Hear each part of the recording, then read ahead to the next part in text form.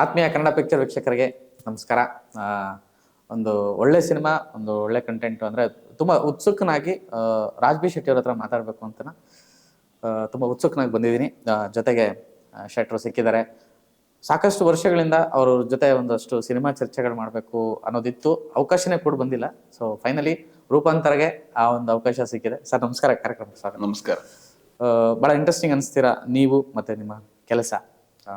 ನಿಮ್ಮನ್ನು ನಾನು ಒಂದು ಮೊಟ್ಟೆಯ ಕತೆ ಟೈಮಿಂದನೂ ಫಾಲೋ ಮಾಡ್ಕೊಂಡು ಬರ್ತಾ ಇದ್ದೀನಿ. ನಿಮ್ಮೆಲ್ಲ ಕೆಲಸಗಳು ನೋಡ್ತಿದ್ದೀನಿ, ಅಂದರೆ ಮಾತಾಡೋಕ್ಕೆ ಅವಕಾಶ ಸಿಕ್ಕಿರಲಿಲ್ಲ ಅಷ್ಟೇ. ಸೊ ರೂಪಾಂತರ ಇದಕ್ಕಿದ್ದಂಗೆ ಒಂದು ಸಡನ್ಲಿ ಮೊನ್ನೆ ಲೈವ್ ಬಂದಾಗ ಅಷ್ಟೇ ಗೊತ್ತಾಗಿದ್ದು, ಏನು ಇದು ಮತ್ತೊಂದೇನೋ ಸಿನಿಮಾ ಅನೌನ್ಸ್ ಮಾಡ್ತಾ ಇದ್ದಾರೆ ಅನ್ನೋದೊಂದಿತ್ತು. ನಂತರ ಎಲ್ಲರಿಗೂ ಗೊತ್ತಿರೋ ವಿಷಯನೇ, ರೂಪಾಂತರ ಬಂದಿದೆ. ಅದೇ ಒಂದು ಯಾವ ಥರದ್ದು ಸಿನಿಮಾ ಇದು ಅನ್ನೋ ಒಂದು ಕುತೂಹಲ ತುಂಬ ದೊಡ್ಡದಾಗಿದೆ ಟ್ರೈಲರ್ ನೋಡಿದಾಗ. ಸೊ ನಿಮ್ಮಿಂದ ತಿಳ್ಕೊಳ್ಳೋಂಥ ಒಂದು ಆಸೆ, ಯಾವ ಥರದ್ದು ಸಿನಿಮಾ ರೂಪಾಂತರ ಅಂತ? ರೂಪಾಂತರ ಟೈಟಲ್ ಸಜೆಸ್ಟ್ ಮಾಡುವಂತ ಇದು ಬದಲಾವಣೆಯ ಬಗ್ಗೆ ಇರುವಂತ ಸಿನಿಮಾ. ಅಂದ್ರೆ ಈಗ ಈ ಚಿಟ್ಟೆ ಒಂದೇ ಜೀವಿ ಆಕ್ಚುಲಿ ಬೇರೆ ಬೇರೆ ಜೀವಿಯಾಗಿ ಬದಲಾಗುವಷ್ಟು ರೂಪಾಂತರವಾಗುತ್ತೆ. ಹುಳ ಆಗುತ್ತೆ, ಅದಾದ್ಮೇಲೆ ಕೋಶ ಆಗುತ್ತೆ, ಆ ಕೋಶದಿಂದ ಚಿಟ್ಟೆ ಆಗುತ್ತೆ. ಆದ್ರೆ ಇದು ಎರಡರ ಆ ಮಧ್ಯದ ಗ್ಯಾಪ್ ಅಲ್ಲಿ ಅದು ಎಷ್ಟು ಬದಲಾಗುತ್ತೆ ಅಂದ್ರೆ ಹಿಂದಿನ ಪರಿಚಯನೂ ಇರಲ್ಲ. ನೀವು ಮುಟ್ಟೋದಕ್ಕೂ ಭಯ ಪಡ್ತಾ ಇರುವಂತ ಹುಳ ಒಂದ್ ದಿವಸ ಚಿಟ್ಟೆ ಆಗಿರುತ್ತೆ, ಬಟ್ ನಿಮ್ಗೆ ಅದಕ್ಕೆ ಕಂಪ್ಯಾರಿಸನ್ ಸಿಗಲ್ಲ, ಅದೇ ಹುಳನ ಈ ಚಿಟ್ಟೆ ಆಗಿದ್ದು ಅಂತ.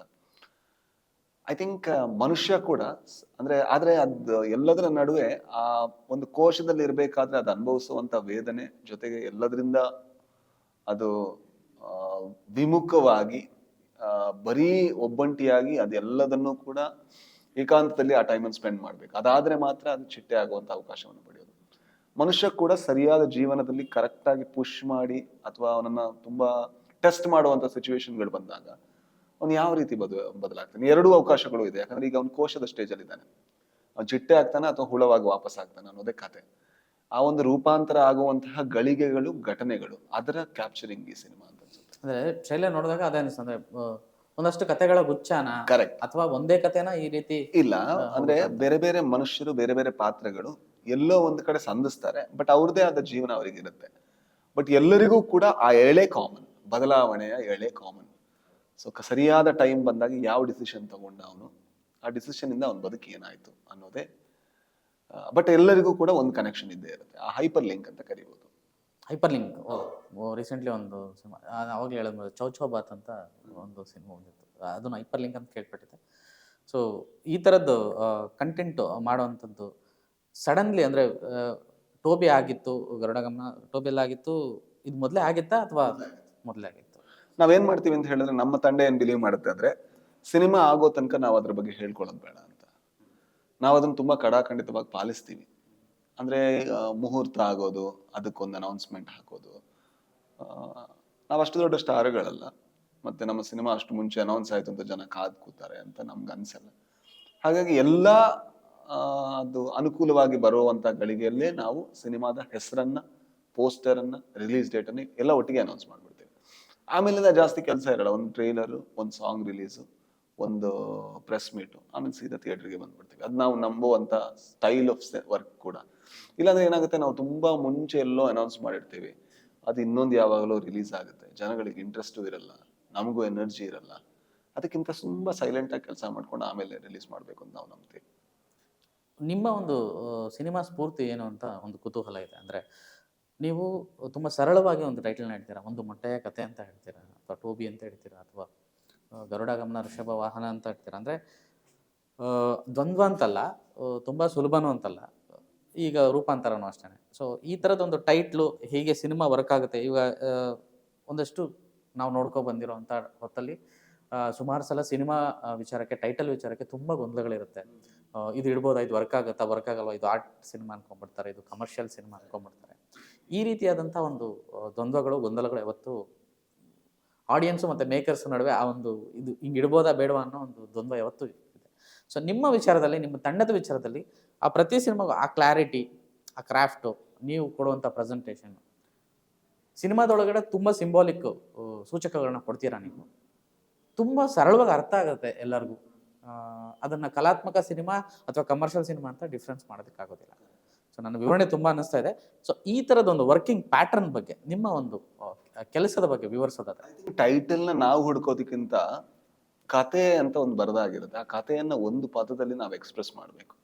ಈಗ ಎಲ್ಲದೂ ಕೇಳಿದ್ರು ಕೂಡ ನನ್ನ ಹತ್ರ ಅದಕ್ಕೆ ಇದಿದೆ, ಏನು ಯಾಕೆ ಆ ಟೈಟಲ್ ಇಟ್ಟೆ ಅಂತಿದೆ. ಈಗ ಒಂದು ಮೊಟ್ಟೆಯ ಕತೆ ಯಾಕೆ ಅಂತ ಹೇಳಿದ್ರೆ, ಅದು ಒಬ್ಬ ಮನುಷ್ಯ, ಅವನ ಕತೆ, ಅವನನ್ನೆಲ್ಲರೂ ಮೊಟ್ಟೆ ಅಂತ ಕರಿತಾ ಇರ್ತಾರೆ, ಅವನ ಪರ್ಸ್ಪೆಕ್ಟಿವ್ ಅದು. ಆ ಪರ್ಸ್ಪೆಕ್ಟಿವ್ ಬಿಟ್ಟು ನಾವೆಲ್ಲೂ ಕೂಡ ಸಿನಿಮಾದಲ್ಲಿ ಪರ್ಸ್ಪೆಕ್ಟಿವ್ ಶಿಫ್ಟೇ ಆಗಲ್ಲ. ಅವನ ಪರ್ಸ್ಪೆಕ್ಟಿವ್ ಇಂದಾನೇ ಇಡೀ ಸಿನಿಮಾ ಕಾಣಿಸ್ತಾ ಇರುತ್ತೆ. ಹಾಗಾಗಿ ಅದು ಒಂದು ಕಾಮಿಡಿ ಆದ ಕಾರಣದಿಂದಾಗಿ ಒಂದು ಮೊಟ್ಟೆಯ ಕತೆ, ಒಬ್ಬ ಮೊಟ್ಟೆಯ ಕತೆ ಅಂದ್ರೆ ಅದು ಅಪಹಾಸ್ಯ ಆಯ್ತು. ಒಂದು ಮೊಟ್ಟೆಯ ಕತೆ ಅಂದ್ರೆ ಮೊಟ್ಟೆ ಅಂದ್ರೆ ಒಂದು ಝೀರೋನೂ ಆಗಿರ್ಬೋದು, ಅವನೊಂದು ಫನ್ನಿ, ಬಟ್ ಅವನ ಕತೆ ಇದೆ, ಅವನಿಗೊಂದು ಕತೆ ಇದೆ, ಆ ಕಥೆಯನ್ನ ತೋರಿಸ್ತಾ ಇದೆ, ಅದರಿಂದಾಗಿ ಒಂದು ಮೊಟ್ಟೆಯ ಕತೆ. ಗರುಡ ಗಮನ ಋಷಭ ವಾಹನ ತುಂಬಾ ಸಿಂಪಲ್ ಆಗಿ ಹೇಳ್ಬೇಕಂದ್ರೆ ಅದು ಹರಿ ಮತ್ತು ಹರನ ಕತೆ. ಆದ್ರೆ ಅವ್ರ ಹರಿ ಮತ್ತೆ ಹರ ಅಲ್ಲ, ಅವ್ರು ಮನುಷ್ಯರೇ. ಆದ್ರೆ ಅದರ ಆಟ್ರಿಬ್ಯೂಟ್ಸ್ ಇದೆ. ಆಟ್ರಿಬ್ಯೂಟ್ಸ್ ಅಂದ್ರೆ ಗುಣಗಳಿದೆ. ಆ ದೇವರಿಗಿದ್ದಂತ ಗುಣಗಳನ್ನ ಒಳ್ಳೆ ಕ್ವಾಲಿಟಿ ಅಂತ ಹೇಳ್ತಾ ಇಲ್ಲ. ಕೆಲವು ಈಗ ಎಕ್ಸಾಂಪಲ್ ಶಿವನನ್ನ ಭಸ್ಮ ಹಚ್ಚೋನು ಅಂತ ಕರೀತಾರೆ, ಅದು ಗುಣಸೂಚಕ, ಒಳ್ಳೇದು ಕೆಟ್ಟದು ಅನ್ನುವಂಥದ್ದು ಅಲ್ಲ. ಆ ಗುಣಸೂಚಕಗಳನ್ನ ಮಾತ್ರ ಬಳಸ್ಕೊಂಡು ಹೆಸರು ಇಟ್ಕೋಬೇಕು. ಯಾಕಂದ್ರೆ ನಾನು ಗುಣಸೂಚಕಗಳನ್ನ ಇಟ್ಕೊಂಡೇ ಪಾತ್ರ ಬರ್ದಿದ್ದೀನಿ, ದೇವರನ್ನ ಇಟ್ಕೊಂಡು ಪಾತ್ರ ಬರ್ದಿದ್ದಲ್ಲ. ಹಾಗಾಗಿ ಗರುಡ ಗಮನ ಋಷಭ ವಾಹನ ಅನ್ನೋದು ಗುಣಸೂಚಕ ಆಯ್ತು. ಹರಿ ಮತ್ತೆ ಹರನಷ್ಟು ಕಂಪ್ಲೀಟ್ ಆಗ್ಲಿಲ್ಲ, ಒಂದೇ ಒಂದು ಗುಣ ಹೇಳ್ತಾ ಇರೋದು. ಗರುಡನ ಮೇಲೆ ಗಮ್ಯವನ್ನು ಮಾಡೋನು ಅಥವಾ ಟ್ರಾವೆಲ್ ಮಾಡೋನು ಹರಿ, ಅಥವಾ ಋಷಭ ವಾಹನವಾಗಿ ಯೂಸ್ ಮಾಡೋನು ವಿಚ್ ಶಿವ. ಈಗ ಟೋಬಿ ಅನ್ನುವಂಥದ್ದು ಆ ಕತೆ ಬರಿಬೇಕಾದ್ರೆ ಆ ಪಾತ್ರ ನನಗೆ ಮೊದಲೇ ಓದಿದ ಕಾರಣದಿಂದ, ಆ ಪಾತ್ರ ಸ್ಫೂರ್ತಿ ಆ ಕಾರಣದಿಂದ. ಸ್ವಾತಿ ಮುತ್ತಿನ ಮಳೆ ಹನಿ ಅನ್ನೋದು ನಮ್ಮಲ್ಲಿ ಎಲ್ಲರಲ್ಲೂ ಇರುವಂತ ನಂಬಿಕೆ. ಏನಂತ ಹೇಳಿದ್ರೆ, ಒಂದೇ ಒಂದು ಸ್ವಾತಿ ನಕ್ಷತ್ರಕ್ಕೆ ಬೀಳುವಂತ ಮಳೆ ಹನಿ ಅದು ತುಂಬಾ ಪವಿತ್ರವಾದದ್ದು. ಅದನ್ನ ಆಕ್ಚುಲಿ ಸ್ಟೋರ್ ಮಾಡ್ಕೊಂಡು ಔಷಧಿಗೆಲ್ಲ ಯೂಸ್ ಮಾಡ್ತಾರೆ. ಜೊತೆಗೆ ಅದೇ ಮಳೆ ಹನಿ ಏನಾದ್ರೂ ಕಪ್ಪೆ ಚಿಪ್ಪಿಗೆ ಬಿದ್ರೆ ಅದು ಮುತ್ತಾಗಿ ಬದಲಾಗುವಂತ ಸಾಧ್ಯತೆ ಜಾಸ್ತಿ ಅನ್ನುವಂತ ನಂಬಿಕೆ. ಹಾಗಾದ್ರೆ ಅದು ಪಾಸಿಬಿಲಿಟಿಯನ್ನು ತೋರಿಸುತ್ತೆ. ಬೇರೆಲ್ಲ ಮಳೆ ಹನಿಗೆ ಅಷ್ಟು ಶಕ್ತಿ ಇರ್ಲಿಕ್ಕೆ ಸಾಧ್ಯ ಇಲ್ಲ, ಬಟ್ ಇವಳು ಬೇರೆಲ್ಲ ಮಳೆ ಹನಿ ಅಲ್ಲ, ಸ್ವಾತಿ ಮುತ್ತಿನ ಮಳೆ ಹನಿ.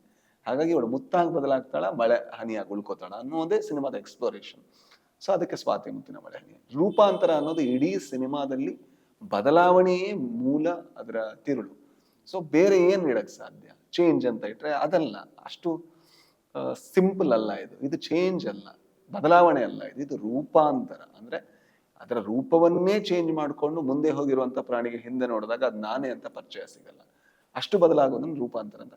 ಈ ರೀತಿಯ ಟೈಟಲ್ಗಳನ್ನ ಇಡ್ತಾ ಹೋಗ್ತೀವಿ ನಾವು. ಬಿಟ್ರೆ ಈಗ ಕಾಂತಾರ ಅನ್ನುವಂತ ನಾನು ಟೈಟಲ್ ಸಜೆಸ್ಟ್ ಮಾಡ್ಬೇಕಾದ್ರೆ ತುಂಬಾ ಜನ ಆಕ್ಚುಲಿ ಹೇಳಿದ್ರು ಏನಂದ್ರೆ ಚೆನ್ನಾಗಿಲ್ಲ ಟೈಟಲ್. ಎಲ್ಲ ಅವ್ರ ಟೀಮಲ್ಲಿ ಎಲ್ಲರೂ ಅದೇ ಹೇಳ್ತಾ ಇದ್ರು, ಇಲ್ಲ ಇದು ಚೆನ್ನಾಗಿಲ್ಲ. ನಾನು ಹೇಳಿದೆ ಬೇರೆ ಸಜೆಸ್ಟ್ ಮಾಡಿ.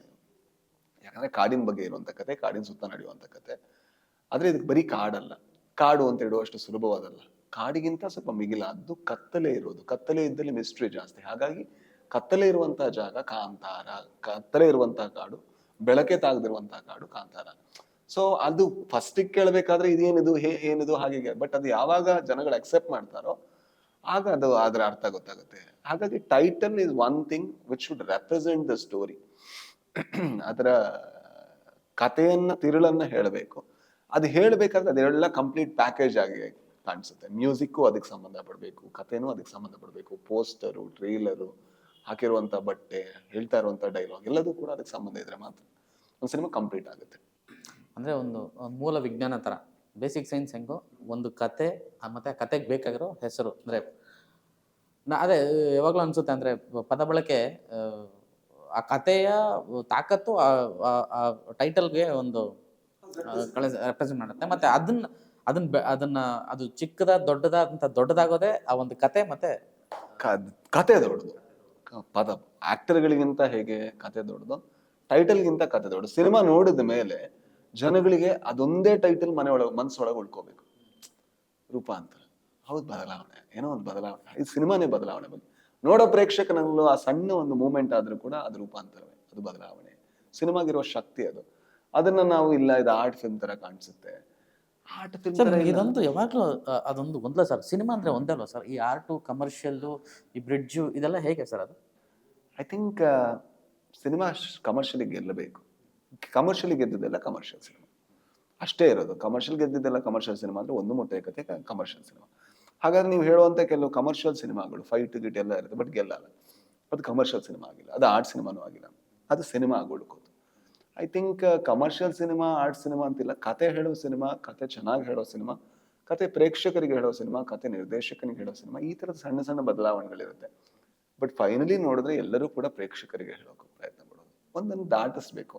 ಶಕ್ತವಾಗಿ ದಾಟಿಸಿದೆಯಾ ಇಲ್ವಾ ಅನ್ನೋದಷ್ಟೇ ಪ್ರಶ್ನೆ. ಕಮರ್ಷಿಯಲ್ ಸಿನಿಮಾದಲ್ಲಿ ನನಗೆ ಯಾವುದೇ ಪ್ರಾಬ್ಲಮ್ ಇಲ್ಲ. ನನಗೆ ಶಿವಣ್ಣ ಅವ್ರು ಯಾವ್ದಾದ್ರು ಒಳ್ಳೆ ಕಮರ್ಷಿಯಲ್ ಸಿನಿಮಾ ಮಾಡಿದ್ರೆ ಥಿಯೇಟರ್ ಹೋಗಿ ವಿಸಿಲ್ ಹೊಡೋದಕ್ಕೆ ನಂಗೆ ಬಹಳ ಖುಷಿನೇ. ನಾನು ಆರ್ಟ್ ಹೌಸ್ ಡೈರೆಕ್ಟರ್ ಅಲ್ಲ.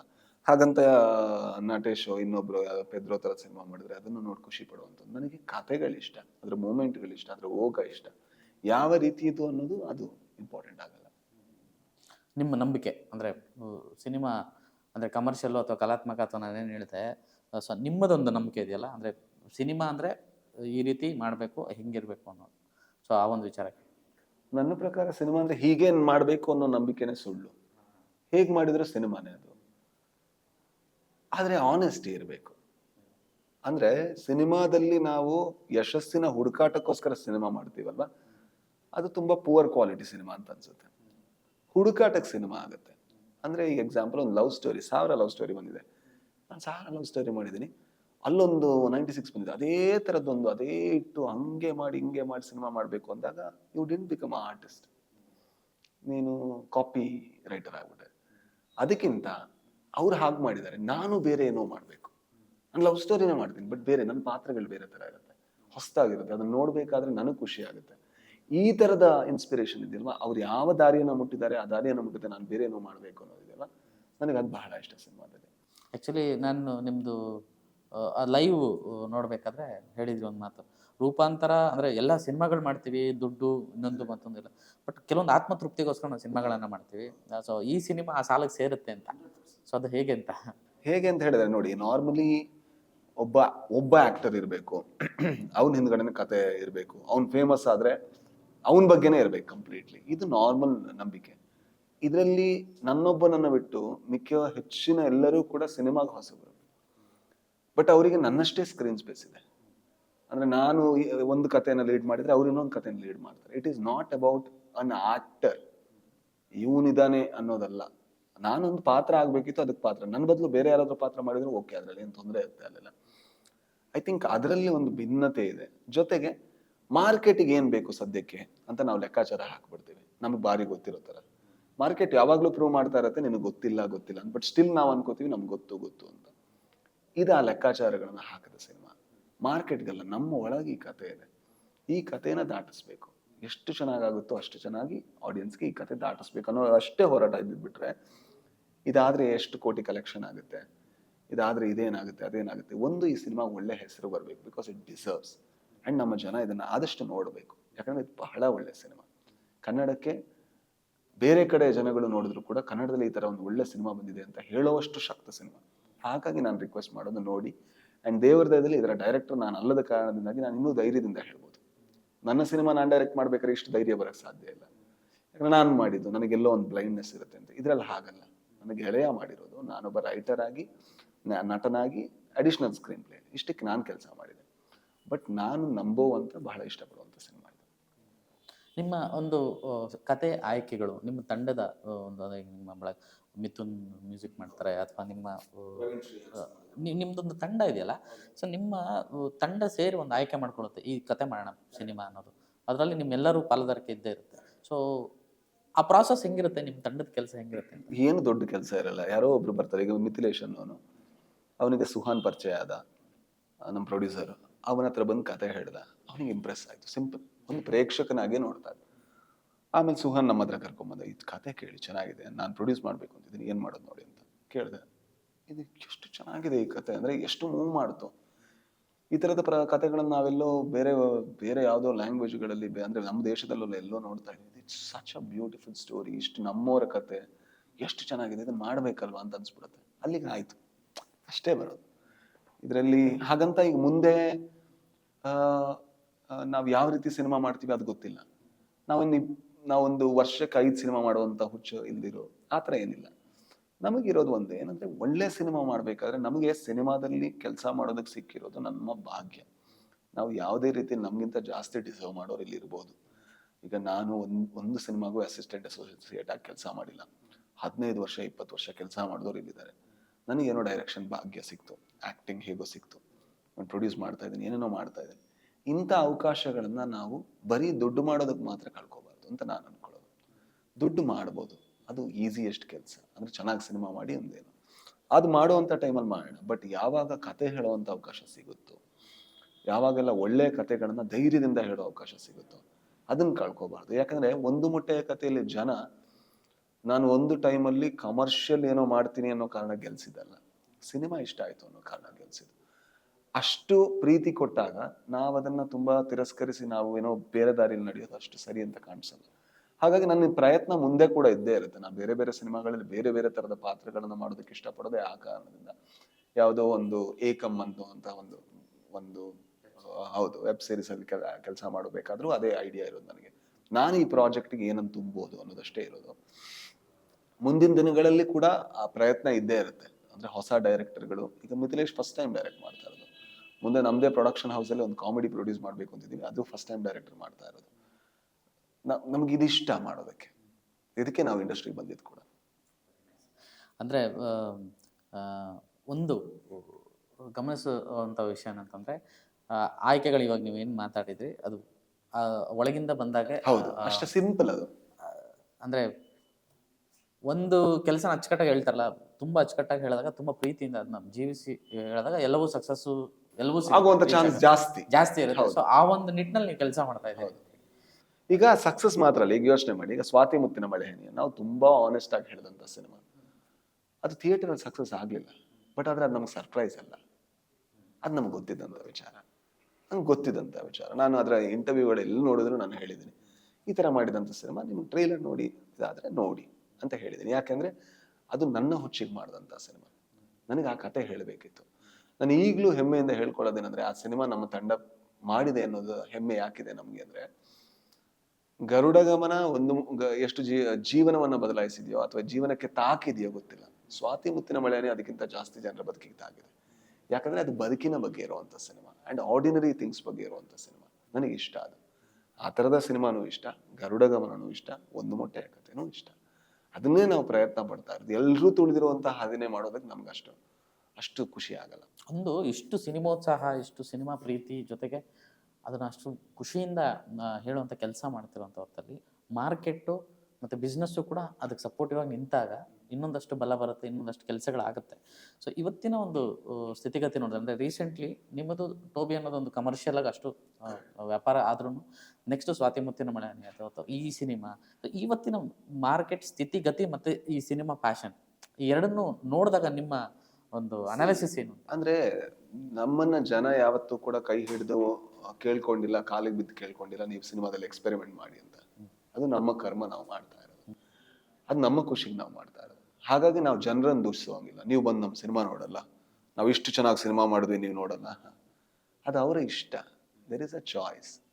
ಅವ್ರು ನೋಡ್ಲೂಬಹುದು, ಇಲ್ಲ ನನಗೆ ನೋಡೋಕೆ ಇಷ್ಟ ಇಲ್ಲ ಗುರು ಅಂತ ಹೇಳಲೂಬಹುದು. ಅದರಲ್ಲಿ ಏನು ಯಾವುದೇ ರೀತಿಯ ಇದಿಲ್ಲ. ಬಟ್ ನಾವೇನ್ ಮಾಡ್ಬೇಕು ಅಂದ್ರೆ, ಕಾನ್ಸ್ಟೆಂಟ್ಲಿ ಒಳ್ಳೆ ಸಿನಿಮಾನ ಕೊಡುವಂತ ಪ್ರಯತ್ನವನ್ನ ಮಾಡ್ತಾ ಇರ್ಬೇಕು. 4 ಸಲ ನೀವು ರಿಜೆಕ್ಟ್ ಮಾಡ್ಬೋದು, 5ನೇ ಸಲ ಬಾಗಿಲು ಓಪನ್ ಮಾಡ್ತೀರಾ ಅನ್ನೋ ನಂಬಿಕೆ ನಮ್ದಷ್ಟೇ. ಇದು ನಾನು ಒಬ್ಬನ ಬಗ್ಗೆ ಹೇಳ್ತಾ ಇಲ್ಲ, ಎಲ್ಲರ ಬಗ್ಗೆ ಹೇಳ್ತಾ ಇರೋದು. ಯಾವುದೋ ಶಾಖಾಹಾರಿ ಬಂದು 1ನೇ ಸಲ ತಟ್ಟಿರ್ಬೋದು, ಯಾವುದೋ ಇನ್ನೊಂದು ಬ್ಲಿಂಕ್ ಬಂದು 2ನೇ ಸಲ ತಟ್ಟಿರ್ಬೋದು, ಸ್ವಾತಿ ಮುತ್ತಿನ ಮಳೆ ಹನಿ ಬಂದು 3ನೇ ಸಲ ತಟ್ಟಿರ್ಬೋದು. ರೂಪಾಂತರ ಅದೇ ಪ್ರಯತ್ನದಲ್ಲಿದೆ. ಓಪನ್ ಮಾಡ್ತೀರಾ, ವಿ ಆರ್ ಹ್ಯಾಪಿ. ಓಪನ್ ಮಾಡಲ್ವಾ, ಮತ್ತು ನಾವು ಮಾಡ್ತಾ ಇರ್ತೀವಿ. ಅಂದ್ರೆ ಈಗಲ್ದೇ ಇರ್ಬೋದು, ಈಗ ನಮಗೆ ಕಷ್ಟ ಆಗ್ಬೋದು. ಬಟ್ ಇನ್ನೂ ಬೇರೆ ಬೇರೆ ತರದ ಸಿನಿಮಾಗಳನ್ನ ಮಾಡಿ, ಬಟ್ ಮಧ್ಯದಲ್ಲಾದ್ರೂ ಒಂದು ಕಂಪ್ಲೀಟ್ಲಿ ಕಂಟೆಂಟ್ ಇರುವಂತಹ ಎಕ್ಸ್ಪೆರಿಮೆಂಟಲ್ ಸಿನಿಮಾ ಮಾಡೋದು ನಮ್ಗೆ ಬಹಳ ಇಷ್ಟ, ಖುಷಿ. ಇಲ್ಲ ಅಂದರೆ ನಾನು ಕೆಲವೊಂದು ಕೇಳ್ತೀನಿ, ಮಲಯಾಳಂ ಸಿನಿಮಾಗಳು ಅಷ್ಟು ಚೆನ್ನಾಗಿ ಬರ್ತಿದೆ, ಮಲಯಾಳಮಲ್ಲಿ ಆ ಥರದ್ದು ಎಕ್ಸ್ಪೆರಿಮೆಂಟ್ಸ್ ಆಗ್ತಿದೆ, ನಮ್ಮಲ್ಲೇ ಆಗ್ತಿಲ್ಲ ಅಂತ. ಅಲ್ಲ, ನಮ್ಮಲ್ಲಿ ಆಗ್ತಿರೋವಂಥದ್ದು ಅದೇ, ನಮ್ಮಲ್ಲೂ ಒಂದಷ್ಟು ಬ್ಲೇಮ್. ಇದೇ ಸಿನಿಮಾ ಮಲಯಾಳಂ ಬಂದಿದ್ರೆ ನೀವು ತುಂಬಾ ದೊಡ್ಡದಾಗಿ ಇಲ್ಲ, ಆ ತರದ ಮಾತೇ ನನ್ನ ಲೆಕ್ಕದಲ್ಲಿ, ಆ ತರದ ಮಾತು ಅಸೂಯೆ ಅಂತ ತೋರ್ಸದ್ ಬಿಟ್ರೆ ಮಿಕ್ಕಿದ್ದೇನು ತೋರ್ಸುತ್ತೆ ಅಂತ ನನಗೆ ಅನ್ಸಲ್ಲ. ಮಲಯಾಳಂ ಬೇರೆ ಲ್ಯಾಂಗ್ವೇಜ್ ಅಲ್ಲಿ ಬಂದಿದ್ರೆ ನೋಡ್ತಾ ಇದ್ರಿ ಅಂತ. ಒಂದು ವಿಷಯ ನಾವು ಅರ್ಥ ಮಾಡ್ಕೋಬೇಕು, ಎಲ್ಲಾ ಡಿಪಾರ್ಟ್ಮೆಂಟ್ ಅಲ್ಲೂ ನಾವು ಮಲಯಾಳಂ ಅಷ್ಟೇ ಚೆನ್ನಾಗಿ ಮಾಡ್ತಾ ಇದೀವ? ಪರ್ಫಾರ್ಮೆನ್ಸ್ ಅಲ್ಲಿ ಎಲ್ಲರೂ ಅಷ್ಟೇ ಚೆನ್ನಾಗಿ ಮಾಡ್ತಾ ಇದ್ದೀರಾ? ಮೇಕಪ್ ಎಲ್ಲದೂ ಅಷ್ಟೇ ಚೆನ್ನಾಗಿದೆಯಾ? ಅಥವಾ ಸಿನಿಮಾಟೋಗ್ರಫಿ ಎಲ್ಲದೂ ಅಷ್ಟೇ ಚೆನ್ನಾಗಿದೆಯಾ? ಮ್ಯೂಸಿಕ್ ಎಲ್ಲದೂ ಅಷ್ಟೇ ಚೆನ್ನಾಗಿದೆ? ಲಾಸ್ಟಿಗೆ ಮಾರ್ಕೆಟಿಂಗು ಅಷ್ಟೇ ಚೆನ್ನಾಗಿದೆಯಾ? ಇಲ್ಲ ಅಲ್ವಾ? ಮಾರ್ಕೆಟಿಂಗ್ ಯಾವ್ದಾದ್ರು ಒಂದು ವಿಷಯದಲ್ಲಿ ನಾವು ಏನೋ ತಪ್ಪು ಮಾಡಿದೀವಿ, ಕರೆಕ್ಟ್ ಅಲ್ವಾ? ಅಂಡ್ ಇವ್ರು ಒಂದು ವಿಷಯ ನಮ್ಗೆ ಏನು ಅರ್ಥ ಆಗಲ್ಲ ಅಂದ್ರೆ, ಮಲಯಾಳಮಲ್ಲಿ ಇವ್ರು ಸಣ್ಣ ಬಜೆಟ್ ಅಂತ ಹೇಳೋ ಸಿನಿಮಾಗಳು ಯಾವುದು ಸಣ್ಣ ಬಜೆಟ್ ಅಲ್ಲ. ಮಾತಾಡಿ ಸಿನಿಮಾ ಯಾವುದು ಅಂತ ನಾನು ಅದ್ರ ಬಜೆಟ್ ಹೇಳ್ತೀನಿ. ಈಗ ಪ್ರೇಮಾಲು 8 ರಿಂದ 10 ಕೋಟಿ ಸಿನಿಮಾ, ನಮಗನ್ಸೋದು ಅದು 3 ಕೋಟಿ ಸಿನಿಮಾ ಅಂತ. ನಾವು ಮಾಡ್ತಾ ಇರೋದು 2 ಕೋಟಿ 3 ಕೋಟಿ ಸಿನಿಮಾಗಳು, ಅವ್ರು ಮಾಡ್ತಾ ಇರೋದು 8 ಕೋಟಿ 10 ಕೋಟಿ ಸಿನಿಮಾಗಳು. ಸಣ್ಣ ಸಿನಿಮಾ ಅಂದ್ರೆ ಅವ್ರದ್ದು ಇಷ್ಟು ಬಜೆಟ್ ಬರುತ್ತೆ. ಆವೇಶ 30-35 ಕೋಟಿ ಸಿನಿಮಾ, ಮಂಜುಮಲ್ ಬಾಯ್ಸ್ 30-35 ಕೋಟಿ ಸಿನಿಮಾ, ಆಡು ಜೀವಿತಂ 70 ಕೋಟಿ ಸಿನಿಮಾ. ಸೊ ಯಾವ ಸಣ್ಣ ಬಜೆಟ್ ಸಿನಿಮಾಗಳ ಬಗ್ಗೆ ಮಾತಾಡ್ತಿದ್ದಾರೆ ಅವರು? ಗೊತ್ತಿಲ್ಲದೆ ಮಾತಾಡೋದು ತುಂಬಾ ತಪ್ಪಾಗುತ್ತೆ. ಬಟ್ ಏನ್ ಅವ್ರು ಚೆನ್ನಾಗಿ ಮಾಡ್ತಿದ್ದಾರೆ ಅಂತ ಹೇಳ್ತೀನಿ. ಆಡು ಜೀವಿತಂ ಬಂತು, ಅದಕ್ಕಿಂತ ಮುಂಚೆ ಬ್ರಹ್ಮಯುಗಂ ಬರುತ್ತೆ. So there is a carry forward. ಬ್ರಹ್ಮಯುಗಮಿಂದ ಆಡು ಜೀವಿತಂ ನೋಡಕ್ ಬರ್ತಾರೆ. ಅದಾದ್ಮೇಲೆ ಒಂದು ವಾರದಲ್ಲಿ ಮತ್ತೆ ಮಂಜುಮಲ್ ಬಾಯ್ಸ್ ಬರುತ್ತೆ. ಅದಾದ್ಮೇಲೆ ಅದಕ್ಕಿಂತ ಸ್ವಲ್ಪ ಹಿಂದೆ ಪ್ರೇಮಾಲು ಬರುತ್ತೆ. ಅದಾದ್ಮೇಲೆ ಆವೇಶಂ ಬರುತ್ತೆ. ಸೊ ಎಲ್ಲಾ ಸಿನಿಮಾಗಳು ಕಂಟಿನ್ಯೂಸ್ ಆಗಿ ಬರ್ತಾ ಇದೆ. ನಮ್ಮಲ್ಲಿ ಹೇಳ್ತಾ ಹೋಗಿ ಆ ಥರ ಲಿಸ್ಟ್. ಅಂದ್ರೆ ಅಲ್ಲಿ ಈ ಚರ್ಚೆಗಳಾಗತ್ತಾ? ನಾವು ಅಂದ್ರೆ ಇಷ್ಟು ಸಿನಿಮಾಗಳು ಮಾಡಿದ್ದಾರೆ, ಇಷ್ಟು ನಿರ್ಮಾಪಕರು ಇದ್ದಾರೆ, ಡೈರೆಕ್ಟರ್ಸ್ ಇದ್ದಾರೆ, ಎಲ್ಲರೂ ಒಂದು ಸ್ಕೆಡ್ಯೂಲ್ ಮಾಡ್ಕೊಂತಾರ, ನಾನು ನೋಡಿದ್ದೀನಿ ಅದನ್ನ. ಈ ವರ್ಷ ಹಿಂಗ್ ಬರ್ಬೇಕು, ಹಂಗ್ ಮಾಡಲ್ಲ, ಹಂಗ್ ಮಾಡಕ್ಕಾಗಲ್ಲ. C democratic. ಈಗ ಎಕ್ಸಾಂಪಲ್ ನಾನು ಹೇಳೋದು, ಈಗ ಕನ್ನಡ ಪಿಕ್ಚರ್ ಇದೆ, ಬೇರೆ ಯಾವುದೋ ಯೂಟ್ಯೂಬ್ ಚಾನಲ್ ಇದೆ, ರಾಜ್ಯದ ಕನ್ನಡ ಪಿಕ್ಚರ್ ಮಾಡಿದ್ರು ನಾವು ಮಾಡೋದ್ ಬೇಡ, ಅವರಿಗೆ ವ್ಯೂ ಹೋಗ್ಲಿ ಅಂತ ಯಾರಾದ್ರೂ ಹೇಳ್ತಾರೆ? ಹಂಗ ಯಾಕಂದ್ರೆ ಡೆಮೋಕ್ರೆಟಿಕ್. ನಾ ಹೇಳೋದು ನಾ ಹೇಳ್ತೀನಿ, ಸಿನಿಮಾ ಸ್ಕೆಡ್ಯೂಲಿಂಗ್ ನಾ ಹೇಳ್ತೀನಿ ಅದೇ ಸಿನಿಮಾ ಸ್ಕೆಡ್ಯೂಲಿಂಗ್. ನೀವು ಒಂದು 10 ಕೋಟಿ ಸಾಲ ಮಾಡಿರ್ತೀರ ಇಂಟ್ರೆಸ್ಟ್ ಅಲ್ಲಿ, ನಾನು ನಿಮ್ಗೆ 2 ತಿಂಗಳು ದೂರ ಹಾಕಿ ಅಂತ ಹೇಳಬೇಕಾದ್ರೆ ನಾನು ನಿಮ್ಗೆ 2 ತಿಂಗಳು ಇಂಟ್ರೆಸ್ಟ್ ಕಟ್ತೀನ ನಾನು?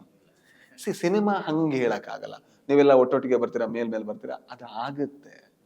That is competition. ಅದು ಹಾಗೆ ಆಗುತ್ತೆ. ನೀವು ನೋಡಿ ರಿಲೀಸ್ ಮಾಡ್ಬೇಕು. ಪಾಪ ಅವ್ರಿಗೆ ಆಗೋ ರೀತಿಲಿ ಅವ್ರು ನೋಡ್ತಾರೆ, ಅವ್ರಿಗೆ ಏನೆಲ್ಲ ಸಾಧ್ಯ ಅದನ್ನ ನೋಡ್ತಾರೆ. ಏನ್ ಮಾಡ್ತೀರಾ, ಇಂಟ್ರೆಸ್ಟ್ ಬರ್ತಾ ಇರುತ್ತೆ, ಕುತ್ತಿಗೆಗೆ ಬರ್ತಾ ಇರುತ್ತೆ. ಪಾಪ ಅವ್ನು ರಿಲೀಸ್ ಮಾಡಿಲ್ಲ ಅಂದ್ರೆ ಸಾವಿರಾರು ಸಮಸ್ಯೆಗಳಿರುತ್ತೆ, ನಮಗ್ ಗೊತ್ತಾಗಲ್ಲ. ಬಟ್ ನಾ ಒಂದ್ ವಿಷಯ ನೋಡಿದ್ದೀನಿ, ಏನಂದ್ರೆ ಒಂದು ಸ್ಟುಡಿಯೋದಲ್ಲಿ ನಾನು ಇದಿರ್ಬೇಕಾದ್ರೆ, ಯಾವುದು ಟರ್ಬೋ ರಿಲೀಸ್ ಇರ್ಬೇಕಾದ್ರೆ ಒಂದು ಸಿನಿಮಾದಲ್ಲಿ ಅವ್ರು ಕೇಳಿದ್ರು, ನಿಂದು ಯಾವಾಗ ರಿಲೀಸ್ ಅಂತ ಒಬ್ಬ ದೊಡ್ಡ ಡೈರೆಕ್ಟರ್ ಕೇಳಿದ್ರು. ಅವ್ರು ನಂದು ಈ ತರ ರಿಲೀಸ್. ಓ ಹೌದಾ, ನಿಂದು ಆಗ ರಿಲೀಸ್ ಆದ್ರೆ ನಾನು ಮುಂದೆ ಹಾಕೋಬೇಕಾ ಅಥವಾ ಈ ಕಡೆ ಹಾಕ್ಬೇಕಾ ಅಂತ ಅವ್ರು ಮಾತಾಡ್ತಾ ಇರ್ತಾರೆ. And they are so very less egoistic about it. ಅದಾಗಿಲ್ಲ ಅಲ್ಲಿ ನಾನು ನೋಡ್ಬೇಕಾದ್ರೆ, ಅಟ್ ಲೀಸ್ಟ್ ಅದಾಗಿಲ್ಲ.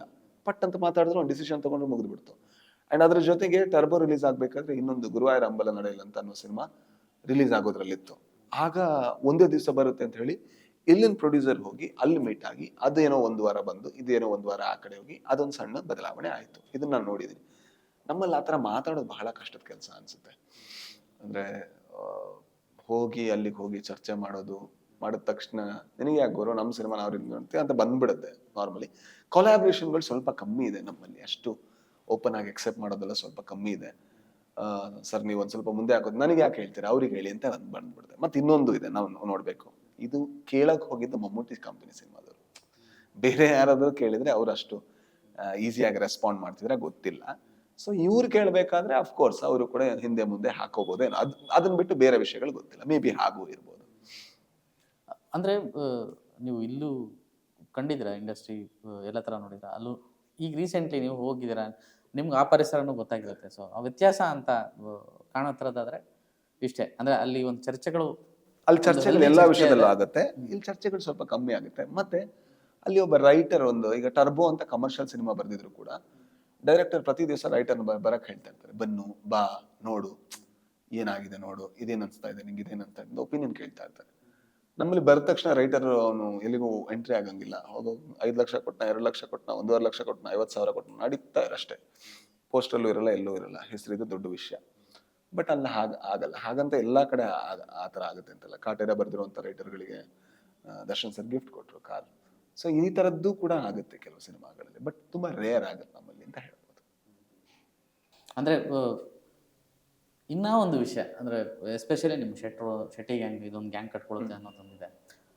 ಗ್ಯಾಂಗ್ಗಳು ಕಟ್ಕೋತಾರೆ, ಇದು ಮಾಡ್ತಾರೆ ಅವ್ರು ಮಾತ್ರ ಈ ತರ ಇದು ಮಾಡ್ತಾರೆ, ನಮ್ಗೆ ಸಪೋರ್ಟ್ ಮಾಡೋದಿಲ್ಲ. ಅವ್ರು ಬರ್ಬೇಕಾರೆ ಅದೊಂದು ಬೇರೆ ಆಗಿರುತ್ತೆ, ಅದೊಂದು ದೊಡ್ಡ ಸಾಹಸ ನಾವು ಕಂಡಿದ್ದೀವಿ. ಅಂದ್ರೆ ಮಾತಾಡೋದು ಈಸಿ.